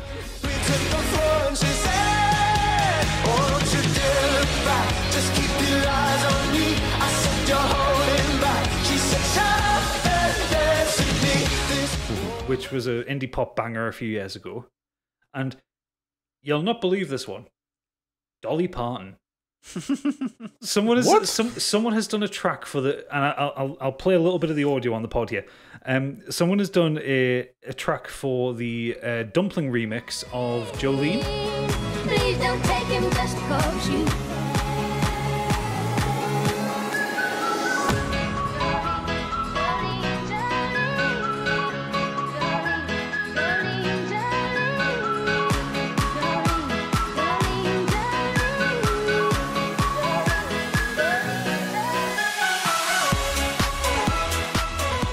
Is basically it's like a trance remix of Jolene. I was going to say, I was picturing or hearing 9 to 5 in my head. I'm not quite sure how that would work. Yeah, but it's an absolute banger and it's so good. But the person who's written the track in Beat Saber has done it in such a fun way that it's a proper workout. I did it for an hour today, and my Apple Watch picked it up as me doing a 3-mile run. Like, that's how intense it was. I need to do this instead of running. Yeah, my only problem with the custom tracks is I love rock and metal music, and rock and metal does not translate well into it. You either get people who've done tracks that are expert, or expert plus, which I'm nowhere near good enough to do yet, or the way rock music works just doesn't seem to jive with a game like this. It's like it's definitely more geared up to 4 on the floor, kind of pop, dance, indie music. But some of the tracks I found are really, really good. People like Caravan Palace, a couple of their songs I've got on there, they're absolutely fantastic. Weird Al Yankovic, I've got his version of American Pie where he rewrote the lyrics to tell the story of Star Wars Episode 1. That works really well in Beat Saber, and I have no idea why, and I love it. This thing has just brought me so much joy, and it's like, basically when I finish work now, I do an hour of Beat Saber, and that's like a really good workout for me. And it's really helping. Drum and bass would work in that. Drum and bass would work. I've got might be too fast, I guess. Propane Nightmares by Pendulum. I've got that in there. No, I think the originals like tracks and they've got some drum and bass, haven't they? Yeah. I mean, there's some rock influences in the original tracks. Yeah. Actually, to be fair, a lot of the original songs are really, really good. Like, yeah, I wouldn't normally listen to like dance music or drum and bass and that, but I do like some of the songs. They're really, really good. Not Angel Eyes. Angel Eyes is 6 minutes of death. That one nearly killed me. I think I'm alright at that one. There's a couple that I've experted and I can't remember which one they are now. It's only 2 of them I've ever done. I downloaded one metal song, which I will. It's on Expert Plus, and I will get there one day. But it was the first time I encountered the one bullshit that this game has, which is the 360 mode, which is where the boxes come at you in all directions. Oh no! In front of you, behind you, to your sides, and nope. I was playing, and it was Expert Plus anyway, and I just thought I'll see how far I can get. I was expecting 10 seconds. I made it to 17 seconds, but like start off as it's coming in, and then it's just like, hang on, that's to the right. No. Why am I still going to the right? I'm still going to the right. No, and it just kind of going around in a circle until I failed. You probably need some space around you as well to do that. Actually, not that much. As long as you can stand in front of you and like hold your hands up like about a foot in front of you, that's all the space you need.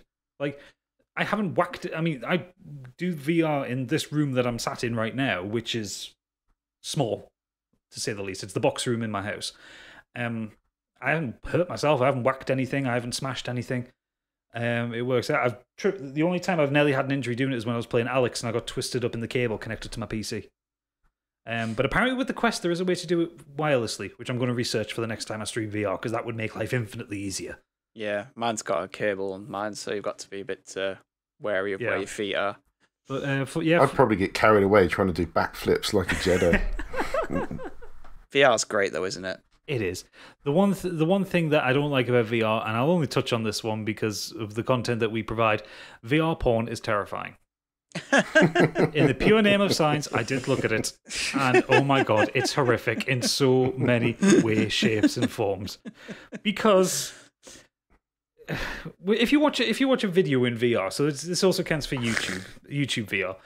Generally, what you've got is a kind of very stretched out video with some element of depth to it. It's done with usually like a 3D camera with an extra wide field of view. Yeah. The problem is when you do VR porn is perspective. Because when you're sat there, and I'm not going to go into this, but basically the one I watched, the women were about 18 foot tall.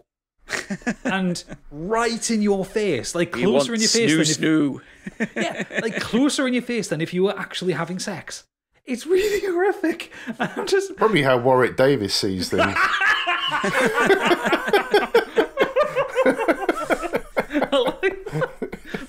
It's just, oh my god, it's really weird. And like the video, I mean, to be fair, the video I watched was like a trailer for like a horror, like a Halloween porn thing. So because it was a trailer, there's obviously cuts of multiple scenes. So when the video cuts and something else happens, it like jumps right up in front of you, and you're just like, ugh. It's like, no, none of this is attractive in the slightest. No, thank you. And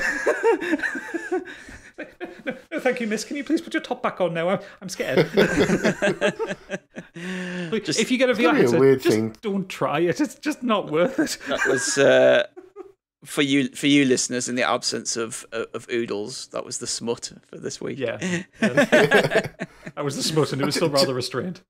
Whilst talking about, I can't imagine even doing what you do if you're watching porn with all that on your head as well. It must be one of the strangest things to do. Do you know what I mean? Especially the concept of someone walking in because you can't see. Yeah, exactly. Take the headset off and your wife's there. Hello, darling. Yeah. No, it just doesn't appeal at all. Yeah, but I would definitely recommend people checking out VR. Porn. No. Biggie. Yeah. No, if you can afford a VR headset, it's like nothing else I've experienced. I remember that first time I put it on the PlayStation 1, and I just went on the demo disc, and you're in a room, and you just look over, and there's these balls they go over your head. We're not on porn again here. These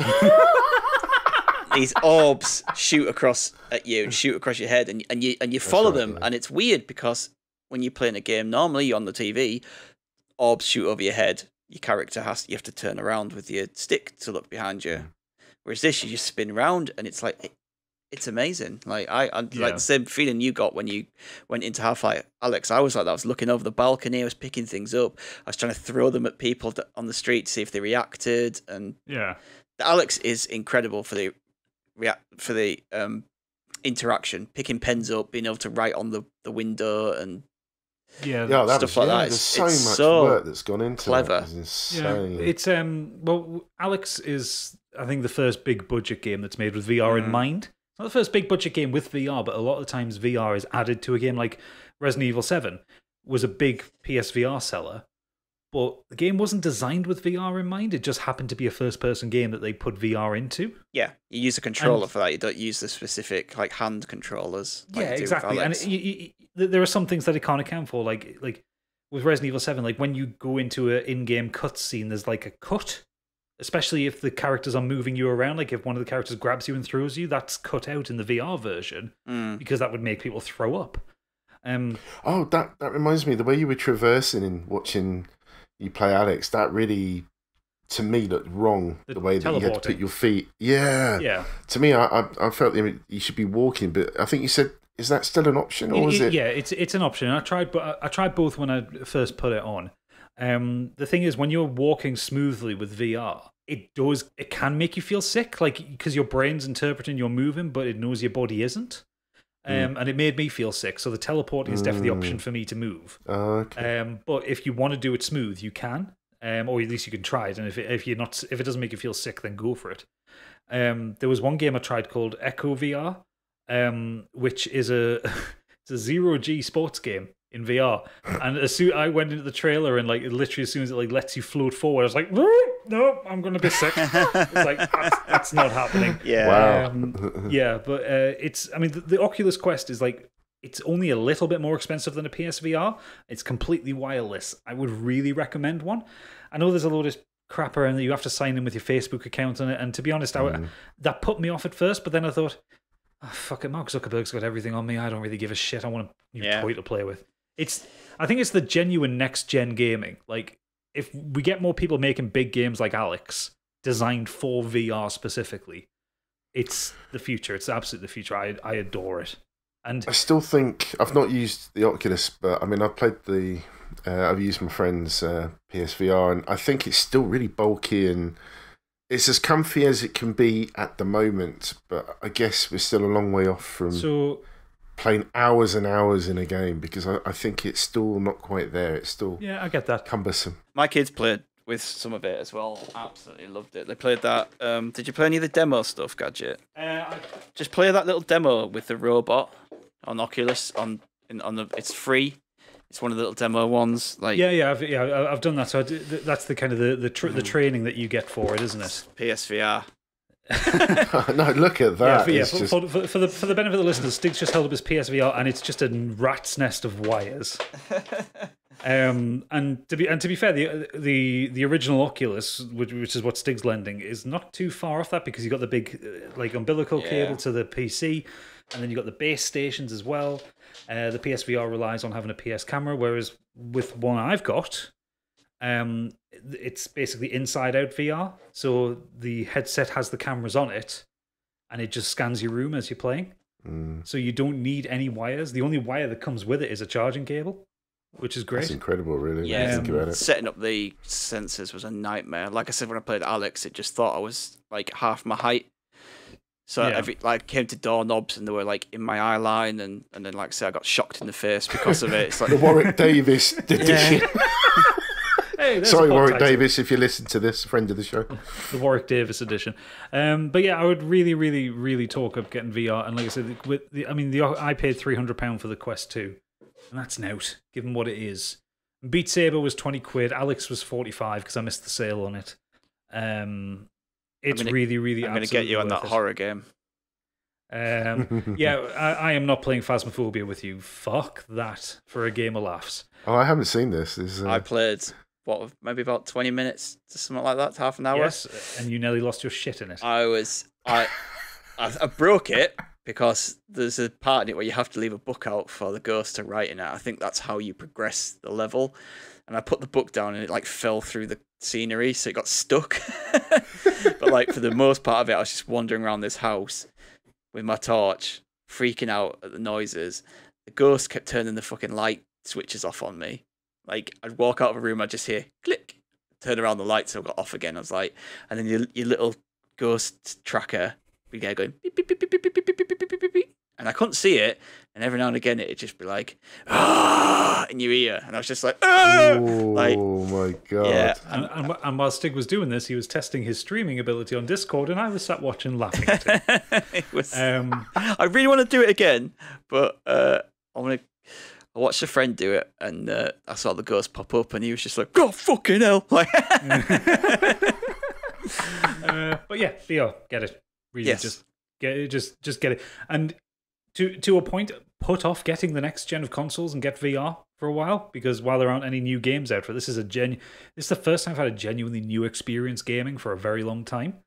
Like games get prettier, controls get tighter, whatever, but this is like going from a Mega Drive to a PS1. It's like that shift, that it's like, it sounds cheesy, it's that extra dimension that you get to it, but it's like, it's that big a shift where you go from 2D sprites to 3D graphics. Yeah. This is that next shift, and it's taken 20 odd years to get here, but fuck me, it's good. Yeah, I can't wait to see like how this evolves, to be honest. So I think it's just gonna, if they carry on with it, I think it's gonna be epic, really. I think it's gonna be great. Yeah, absolutely. Right, so now we've convinced everyone to buy VR headsets. We'll move on to Biggie's last item. What have you got for us? So something completely different. I ended up picking up a digital graphic novel, and I've been reading The Authority. If no one knows what it is, it was written by Warren Ellis, a British comic book writer who's quite renowned in the world of comics. He's written Transmetropolitan. He's written the books Red. He's done a few series with Marvel and DC, including X-Men, Hellblazer, and such forth. But The Authority is a real oddity. I'd heard a lot about it, being a fan of comic books, but never got round to reading it, or I've never read the series where it evolved from, which was called Stormwatch. I'm not going to go too much into them. They're just a group of superheroes in the sort of DC universe. But The Authority is it's a different bag altogether. It was written in 1999, and it's about a team of superheroes who just get the job done, but by any means necessary. Now, the lineup consisted of a mixture of characters. So, because he's British, he's got British superheroes in there. There's a character called Jenny Sparks, a British woman who can generate electricity. You've got a weird character called Jack Hawksmoor, who is psychically bonded to cities in order to communicate with them and receive powers from them. What? Yep, I can see Gadget's face frowning here. There's a character called Swift, a Tibetan woman who's possessed wings and sharp talons. Then you have a character called Apollo, who is a bioengineered Superman pastiche. And then finally, you've got Midnighter, who's also bioengineered, but he's kind of like a Batman pastiche, who possesses the ability to foresee his opponent's moves in combat. So he already knows how the fight's going to go.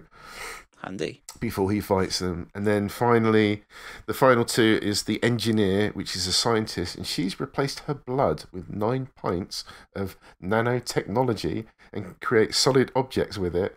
And finally, we have the Doctor, who, the only way I can describe this character is almost like, it's a bit like Doctor Who, where there's been previous Doctors. He's a touch drug addict and shaman who's possessed by the combined powers of all the hundreds of shamans who came before him. And that is basically it. And these people just take on the most surreal enemies. It's the series I've read is between books 1 and 12, so there's more to read, which I haven't got around to yet. But the three main sort of plots of the series is, the first one is about a villain who apparently comes from the Stormwatch universe, but he ends up creating super soldiers who decide to take on the world, and they actually destroy Moscow and London as part of the story. So it literally obliterates the city and kill thousands and millions of people. It's just insane story. Then they go on to the second story, which is where there's an invasion by a parallel Earth, which again is specifically a parallel Britain, which is named Sliding Albion, a reality which the character Jenny is familiar with because she dealt with them back in 1920, because she's almost 100 years old but hasn't aged since the age of 19. You still following me? Why did I find that so funny, the idea of parallel exactly Earth just appear in the sky? Yep. And then finally, the final part of the series ends with the strange creatures who begin building unknown structures in Africa and on the moon, which ends up prompting the Doctor to reveal that, in fact, it's the creator of Earth. It's the closest thing to the concept of God that exists, and he has returned to his original project, which is Earth, to find out an unwanted infestation of, yes, you've guessed it, the human race. So they end up having to defend Earth against the God that created it. Wow. It's just insane storytelling, but it's done in such a brilliant way. The humour is... I know he's not obviously very popular these days for reasons I won't go into, but it's kind of the Joss Whedon kind of comedy that you get. So it's really well written. Right. The narrative is really well done. The comedy just flows within the drama. Good quips. The art, the quips. The artwork is excellent. The carrier, which is their sort of base, is the size of a city, and it travels along the bleed, which is basically what connects all the alternative universes. So it swims between what connects everything, and at one point it goes through the sea of telepaths, which is basically all the telepaths in the universe, all their heads create the seabed. I mean, it's just, it's out there, it's trippy, and it's brilliant. And I didn't know anything about Stormwatch. I went straight into this without knowing any of it, and I loved it. I can't recommend it enough. It's just really good. I don't know any background of any of the characters. I just literally jumped in and enjoyed the ride. And what a ride it is. And if you like graphic novels and want something different, pick it up. Might have to look at that, actually. That just sounds fucking mental. It's brilliant. That's it's so well done. That's what the rare occasion I read comic books. That's what I look for. Fucking mental. It sounds like a mix between like The Boys and Watchmen on acid. Yeah, it is. It's just got this kind of there's a group of superheroes, and they've got the Midnighter kind of looks like a version of Batman. He's got this sort of black get up, but and also it covers all different sort of subject matter in the background as well. So it's got guilt, it's got sexuality, it's got a bit of religion, it's got it covers sort of what we've become commonly now have in the world, where there's a lot more understanding about things. They're trying to do it in the right matter as well, so it's not racist, it's not it's dealt with delicately, and I think it's really well done considering it was written in 99. I do like Warren Ellis's work. He did a brilliant stint on the X-Men, which I loved. Transmetropolitan is also excellent, really bonkers. But yeah, just if you're ever into comics and you want to check something out, then yeah, I would recommend this. And I'm looking forward to tracking down the other series to see where it went. I don't think it's written by him. I'll have to find out. But I enjoyed what he set up. Every time someone talks about comics, I think I'd really enjoy that, and yet for some reason I just never got into comics. I really should. I need to give them a go, I think. Have you read The Watchmen? I've not read any. Like, I've tried. Well, I've tried with a few Batman ones. Sorry, my cat has just jumped up on my... I wasn't sure what was going on. I just saw a tail come up. I thought, what's Stig doing? I'm up and sat. He's a fairy. Knocking my microphone.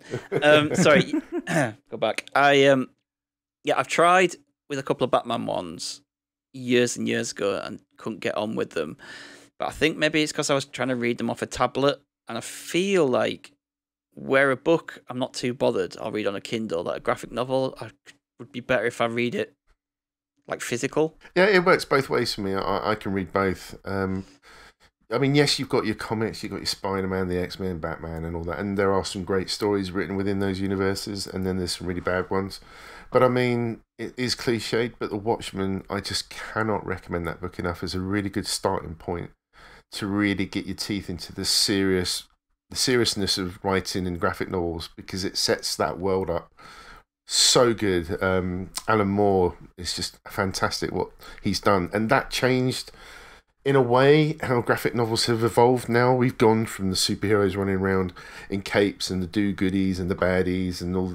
The Watchmen, what he did with that, which again covers exactly the same subject matter, but the in-depth he went into to set up the story. And in The Watchmen, if you don't realise, it's not only illustrated, there are sections that's taken from people's diaries and newspaper cutouts, so it's actually quite a thick book. It's illustrated brilliantly. There's a second story that goes on in the background, which is actually taken from a comic within that universe. So you've got the story, and then there's a comic that one of the characters is reading also tells a story that's in parallel with what you're reading. And then you've got the background filled out with the newspaper clippings and the diaries. And it's just brilliant. It's just, I could talk for hours about The Watchmen, how good it is, and how Alan Moore really changed the way graphic novels were written. Yeah, I think I might give Watchmen a go. I think I can't get over that barrier from the film, and I think I need to put that aside and say, like, the film is not to do with the graphic novel. Try the graphic novel and just forget about what's his face? Schneider. Zack Snyder. Zack Snyder, yeah. Yeah. So, but yeah, no, I definitely really want to try some comics because some of the stories just sound right up my street. There's some amazing stuff. I mean, there's Why the Last Man, which is another great story about all the men in the world just die suddenly. No matter what they were doing in one moment, all around the world, men die, and there's only one man left. And it's the story about him trying to reunite with his family, particularly his girlfriend, because they're in separate parts of the world when this happened. And it's funny, it's interesting, just a completely random story. DMZ is another one where there's actual civil war in America, but in present day, modern war, where America gets divided and split up. It's not too similar to what happened recently, but but actual proper war zones where things are barricaded off. Yeah, that's another really well written graphic novel. But there's I could go on again. Yeah. If you ever do want to know some starting points, I'll ping stuff your way. Yeah, no, I will. Anybody wants to know, let me know. Yeah, I'll get some recommendations off you. So just one last thing from me. I won't go too long on this one. I watched this weekend, last night in fact, it was AEW Full Gear. AEW is All Elite Wrestling, and it was one of their pay-per-view shows last night, and I sat and watched that this morning. Really good. Really enjoying AEW. They started up last year. They're an alternative product to WWE. It's full of new faces, some ex-WWE stars, but other than maybe two of them, no one that was ever really massive. So the only one on there that people who don't really follow wrestling know of is Chris Jericho. Oh, right. Yeah, he's probably the only one, really big star there. A bit like myself, he must be getting on a bit though. He's what's Jericho now? 49, I think, 50. But he's doing some of the best work of his career. Funnily enough, seems to have had a bit of a resurgence when he's gone to AEW because he was a WWE guy for a long time, from 99 to around 2015, 16. And then he went to Japan, did a few things there, and then he joined AEW to try and help them get off the ground. So, I mean, if you're into wrestling, there's plenty of people in AEW that you know of, like the Young Bucks, Kenny Omega, MJF, people like that. But if you're someone who went off the boil with wrestling or only watches WWE, I really suggest giving them a go. I know one of my friends who stopped watching wrestling in mid to late 2000s, hasn't ever watched WWE in a long time. Gave AEW a go and he absolutely loves it. He stays up and watches the live show, weekly show they do. So they do a weekly show which is AEW Dynamite. Currently it's on ITV4, or you can get it on ITV Player. And then every few months or so they'll do a special show, kind of like WWE do, and that was last night. And yeah, I just really enjoyed it. It's a really good show. JR, people might know who JR is.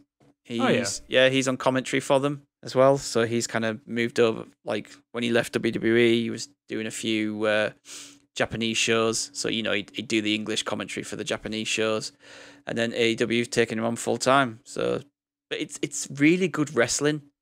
WWE has it's quite formulaic. They have kind of the same structure to matches, and it gets a bit boring. I was going to say, is it still the same sort of quality as it used to be? God no. Especially in WWE, they're very much they kind of do what the sponsors say kind of thing as well with a lot of things. So they've taken a lot of the stuff that you might have liked back in the late 90s, early 2000s. Most of that isn't there anymore. It's very PG centric. Whereas AEW's kind of found that middle ground of not going too R-rated with their stuff, but still keeping it quite good enough for the kids, but meaning adults can enjoy it a bit more. I think they nail most of the storylines as well, whereas WWE tend to pick a storyline up and then they'll just drop it like that, drop of a hat. They've just done a big one recently where this group has infiltrated the WWE, and then basically it was Vince McMahon's version of Antifa.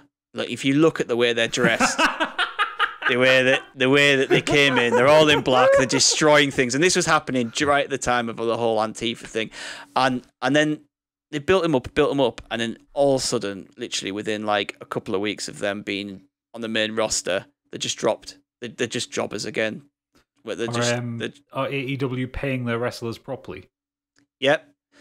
Because I know Vince McMahon is catching a lot of shit for some really dodgy stuff right now. Like there was something where isn't the WWE taking over control over all the wrestlers' Twitch accounts during the pandemic? Oh yeah, and it's like saying, oh, because you belong to our wrestling roster, we now take 50% of your profits or something like that from which you do. Which doesn't make sense when you, like, inverted commas, they're independent contractors, but yet the WWE somehow still own their out of WWE projects.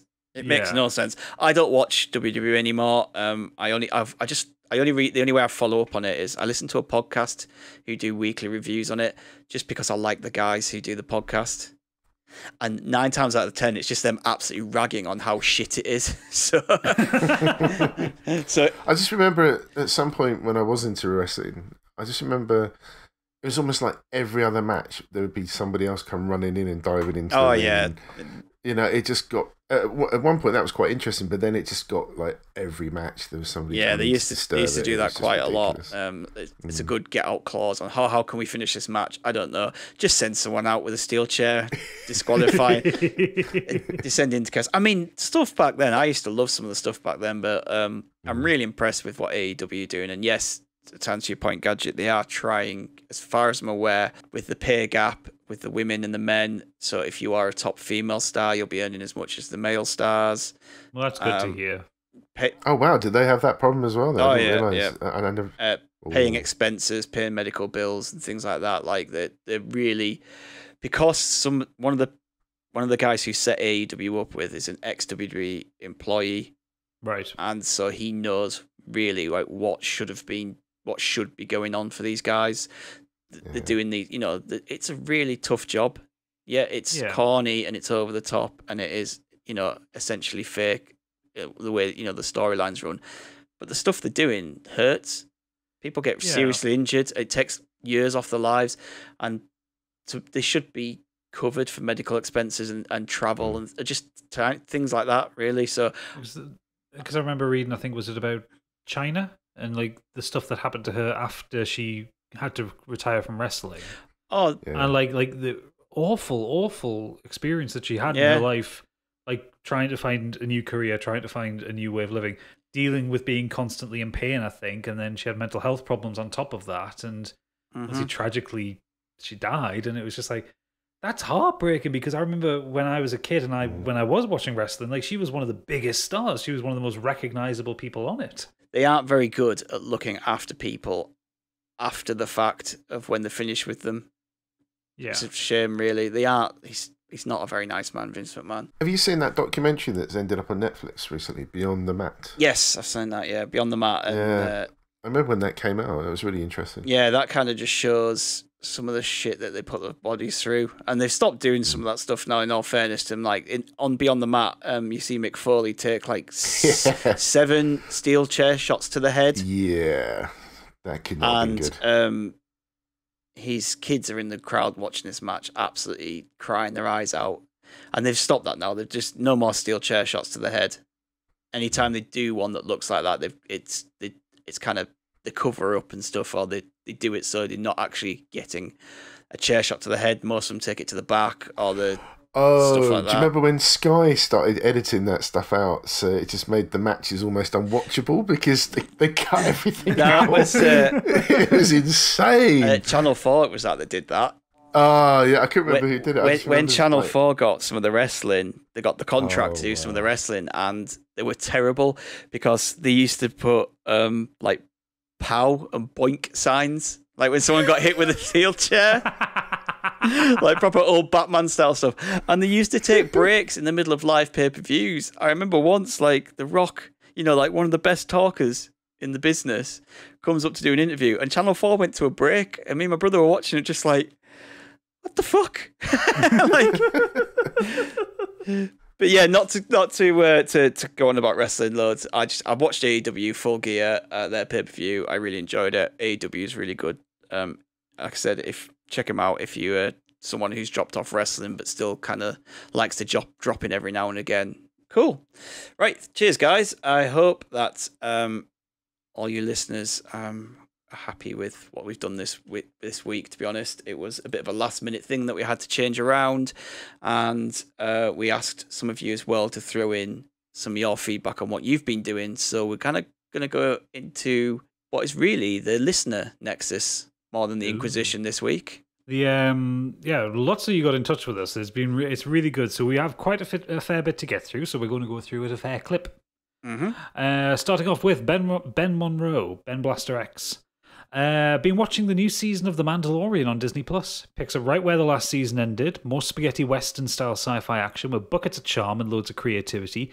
Free of the Skywalker chain, this corner of Star Wars just thrives. I still haven't seen the first season of The Mandalorian. I really need to watch it. How? I don't know. And I'm doing what Stiggy's doing. I'm waiting until they finish season 2 and then watching it. The only problem there is I'm terrified of spoilers because I did this with season. Well, actually, no, we got it late here, didn't we, in the UK? Yeah, we did. So all the spoilers about the who the child was kind of got spoiled straight away. But I'm just gonna wait till it's all out and binge it all. So I think I'll probably do that when season 2's out, and I'll just go right. Okay, I need an afternoon of something to watch. A little bit like I did with What We Do in the Shadows. It was just like, in all honesty, like we said before, it's just if you were disappointed with what happened with the Star Wars movies, this definitely picks up the gauntlet. It really does. Yeah. Well, G does like it. I think he would actually, to be honest.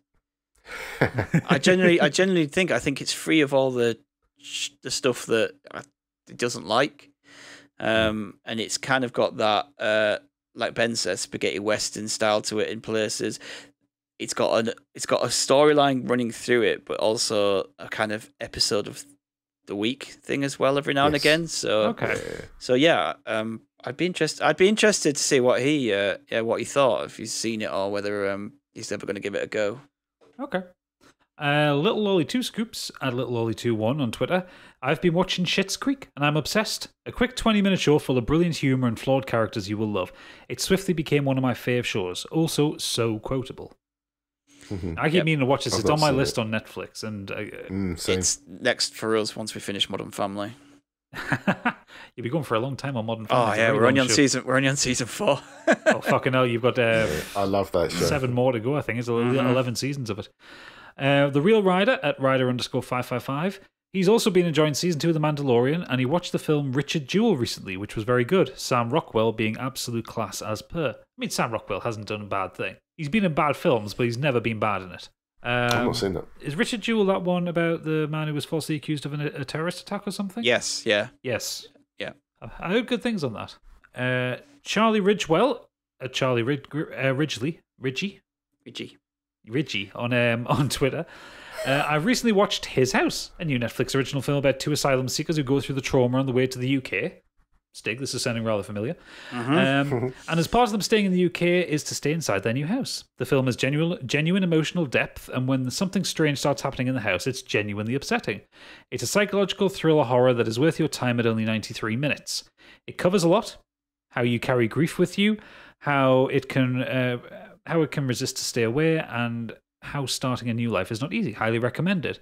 I also watched Assassination Nation. That's a hell of a thing, 2 words to put together. A film that I thought was smarter than it actually was. Some genuinely brilliant set pieces with a fantastic house raid moment, plenty of style on show, if maybe a little too much at times. A film that perhaps could have done with a bit of restraint and some more substance. Not seen it, but I agree with his thoughts on His House. So yeah, it seems to have backed up your entire argument on His House. Kurt Lewin at @angry_Kurt. This week I watched Parasite and a few episodes of Designated Survivor on the pod's recommendation, but I've also been playing through Mark of the Ninja Remastered on Switch, an excellent stealth puzzle game that plays out like a 2D version of the Predator sections from the Arkham games. I've got Mark of the Ninja, I need to play it at some point. It's supposed to be excellent. Will Marley at _Marlou. I got the Godzilla Criterion box set a couple of weeks ago and have been gleefully devouring them. Never realised how much these daft, sincere, enthusiastic movies. Also watched Crouching Tiger, Hidden Dragon for the first time in 15 years. Useful, confident filmmaking. I love Crouching Tiger, Hidden Dragon. Thank you, Will. I love that movie. I also bought the soundtrack because of, is it Yo-Yo Ma? Yeah, Yo-Yo Ma's on it. Yeah, haunting. Just, love that soundtrack. Yeah. And obviously those classic Godzilla films, they're just mad. I'd love to watch them. Like, I think I need to give them a go one day. I've only seen the 2 recent ones and the Roland Emmerich one, so not really. That Roland Emmerich one was so bad. They're all bad. I loved it as a kid, but it was so bad. I watched the first of the new 2, the one with Bryan Cranston in it. Good God, that was dreadful. Yeah, sequel's not any better. Awful film. In fact, the trailer made it look 10 times better than anything in the movie. Yeah, with that Halo drop they did in it, going over Godzilla and stuff. And Godzilla's in the film for like 12 minutes. It's like, I want to see a Godzilla film, not a fucking whatever the hell this is, and then 12 minutes of Godzilla. And then they tried to do that with the sequel, ramping it up, bringing all the monsters. And that was still just a shit. But I'm still actually looking forward to Godzilla versus King Kong, and I'll still probably watch that. Are they still making that? Apparently, yeah. They've set it all up to do it. I don't know how, because if Kong's got... Depends if Warwick Davis is available. Well, sorry, I'm going to stop. Kong Skull Island, Kong is a lot smaller than Godzilla. Yeah, like Godzilla's like enormous. He's like this giant sea creature in those films, isn't he? He's like the size of a building. Yes, but Kong isn't. So I don't know how they're going to do this. So it'd be interesting to see anyway. Tig on our Discord says, I'm listening to Dune and playing Hades. Both excellent.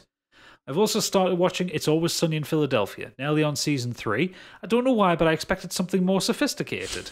I was completely wrong. Those guys are human trash bags. It's great. You should never expect sophistication from It's Always Sunny in Philadelphia. They are the worst people on TV, but totally. I think only seconded by the guys from Trailer Park Boys.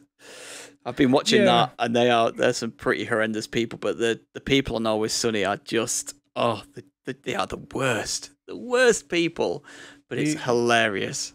Yeah. My only problem with Always Sunny in Philadelphia is I think it went on too long. I think they should have stopped at maybe season 9 or 10.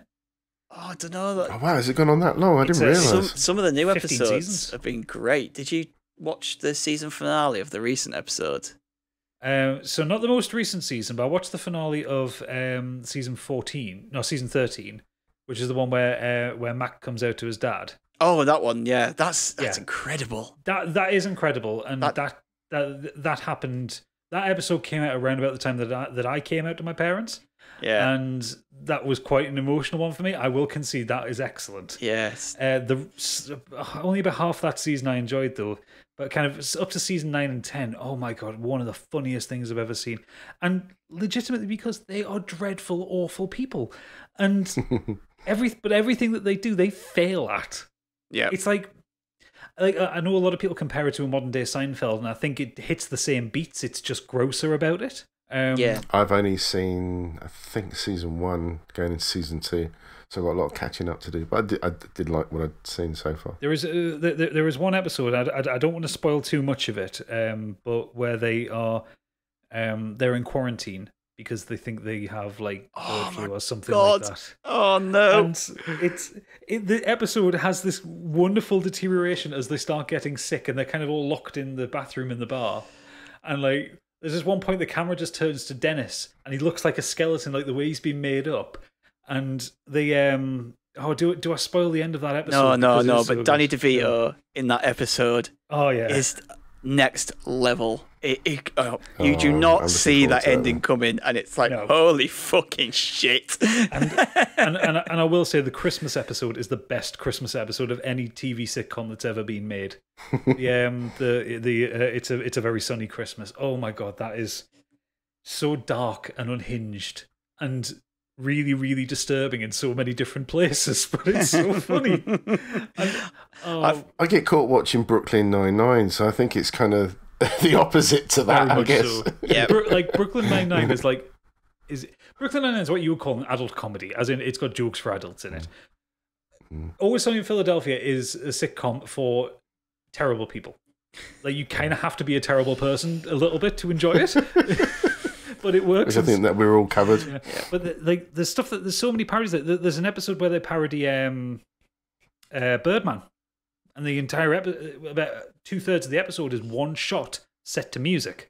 Oh, the Charlie Tasks or whatever. Charlie Work. Yeah. Yeah, it's so good. Like, just one take episode.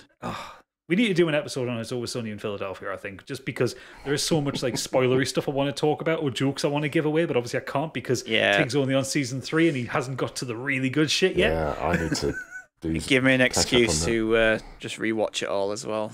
Absolutely. Okay, moving swiftly on. Cow Goes Moo on the Discord. He's still binge watching Voyager. Good man.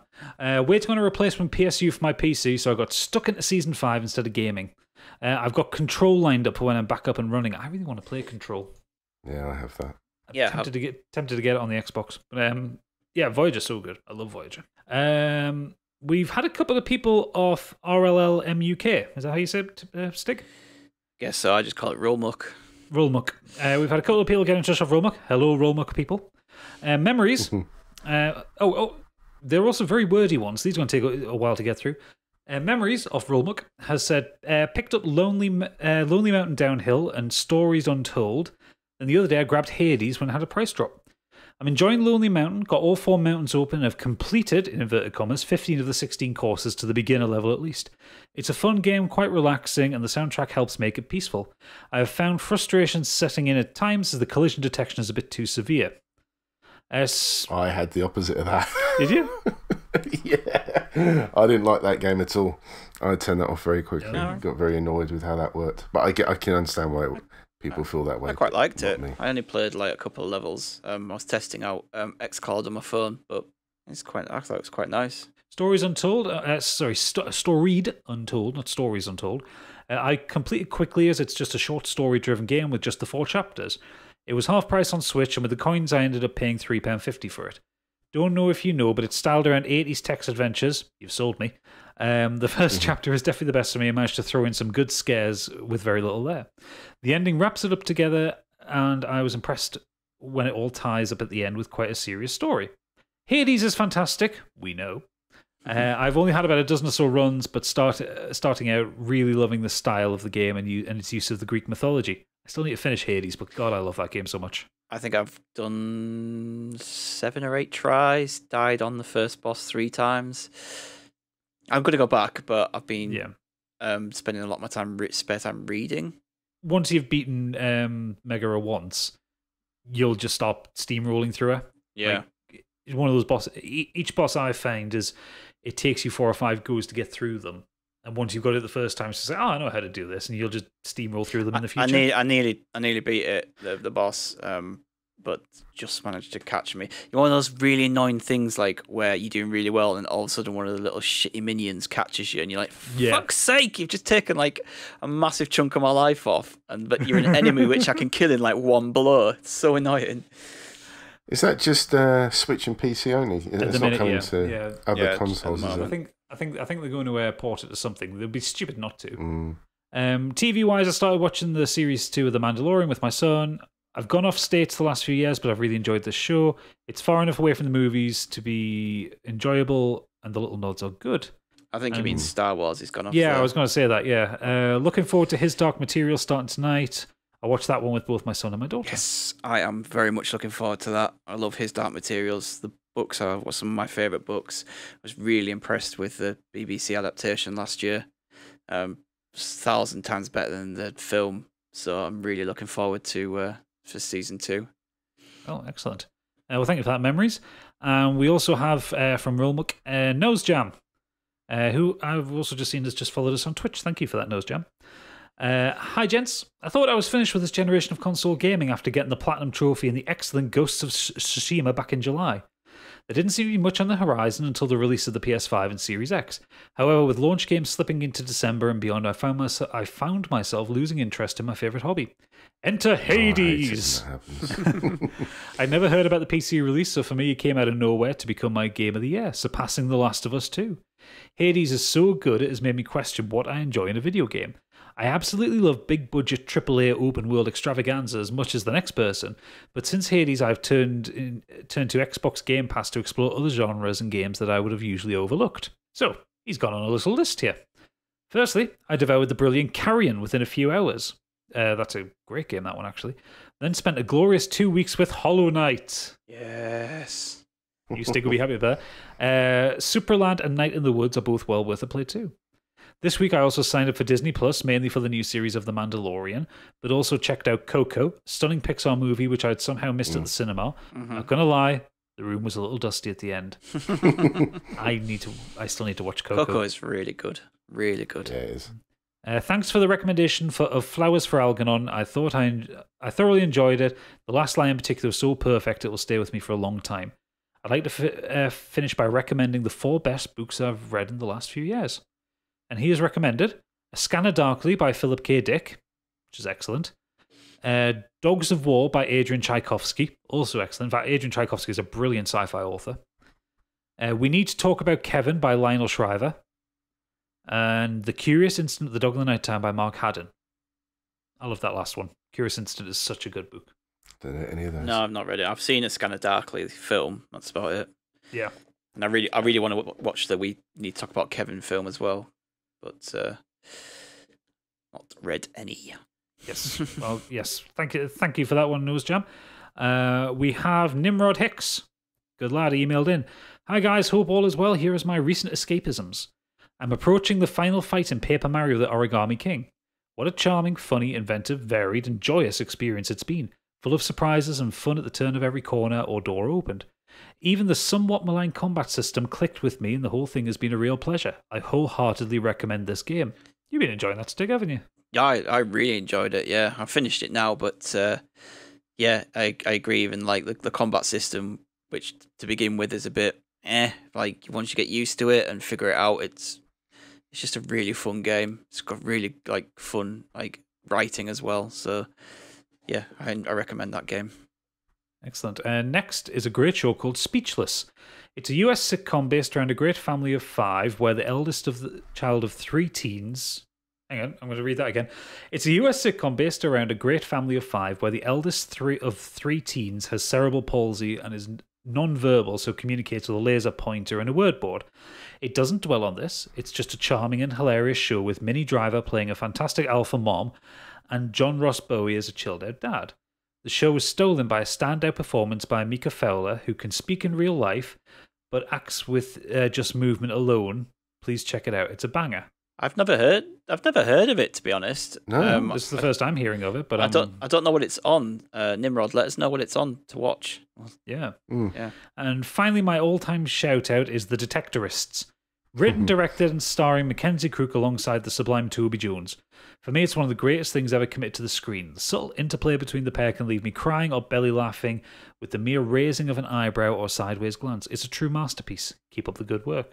We shall keep up the good work, Nimrod, as long as you keep sending us in emails. They fuel us. I started to watch that and liked it, but got distracted by something else and never went back to it. But I have heard good things. And Nimrod's just said that too. Yes. So last up, we're getting meta because Oodles has messaged in. Oh dear. How dare he? He has risen from his pit of poor internet and sullied this Oodlesless episode with his presence. He has emailed in. 4 cars come to a 4-way stop, all coming from a different direction. They can't decide who got there first, so they all go forward at the same time.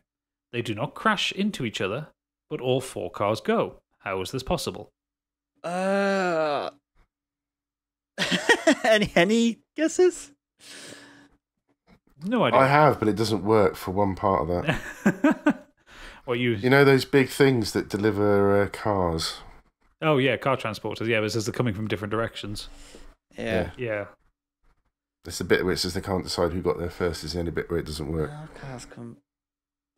I'm stumped, and I'm going to throw this out to listeners. If you know the answer, give us a shout, because I don't know what the answer is at all. Yeah, no, And I I don't want this just to be us of dead air going, for the next 10 minutes. Yeah, that one's got me. Apart from what we normally do. Yeah, that one's got me. So, yeah, the listeners can let us know what your thoughts on that one, and we'll get Oodles to give us the answer when he's next on. Yeah, don't spoil and- it for us, Oodles. I have a riddle, if you can do this one quickly. Yeah, sure. Can you name 3 consecutive days without using the words Monday, Tuesday, Wednesday, Thursday, Friday, or Saturday, or Sunday? No. Nope. The answer is yesterday, today, and tomorrow. Oh, okay, yeah, I like that one. That's pretty good. I like that.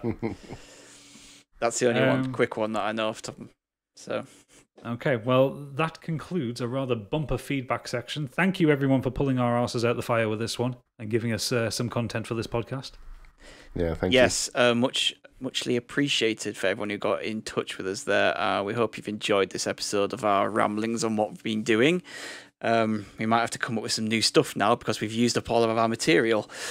But last thing to go through before we finish is just our socials. You can find us on Twitter at Modern Escapism. On there, you'll now find a link which takes you to all of our episodes, different social channels, and our Discord. If you have any comments, you can either tweet us or email us at modernescapismpod@gmail.com. And we are also streaming on twitch.tv/modernescapism.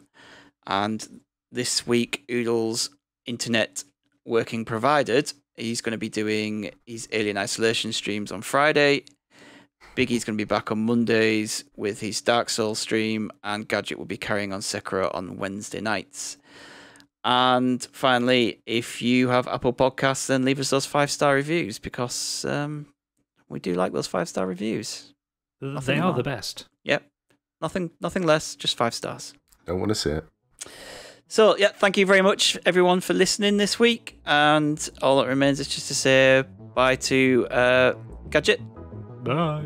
bye to Biggie, Cheers, guys. and bye to you listeners. Thank you very much for joining us on another episode of Modern Escapism.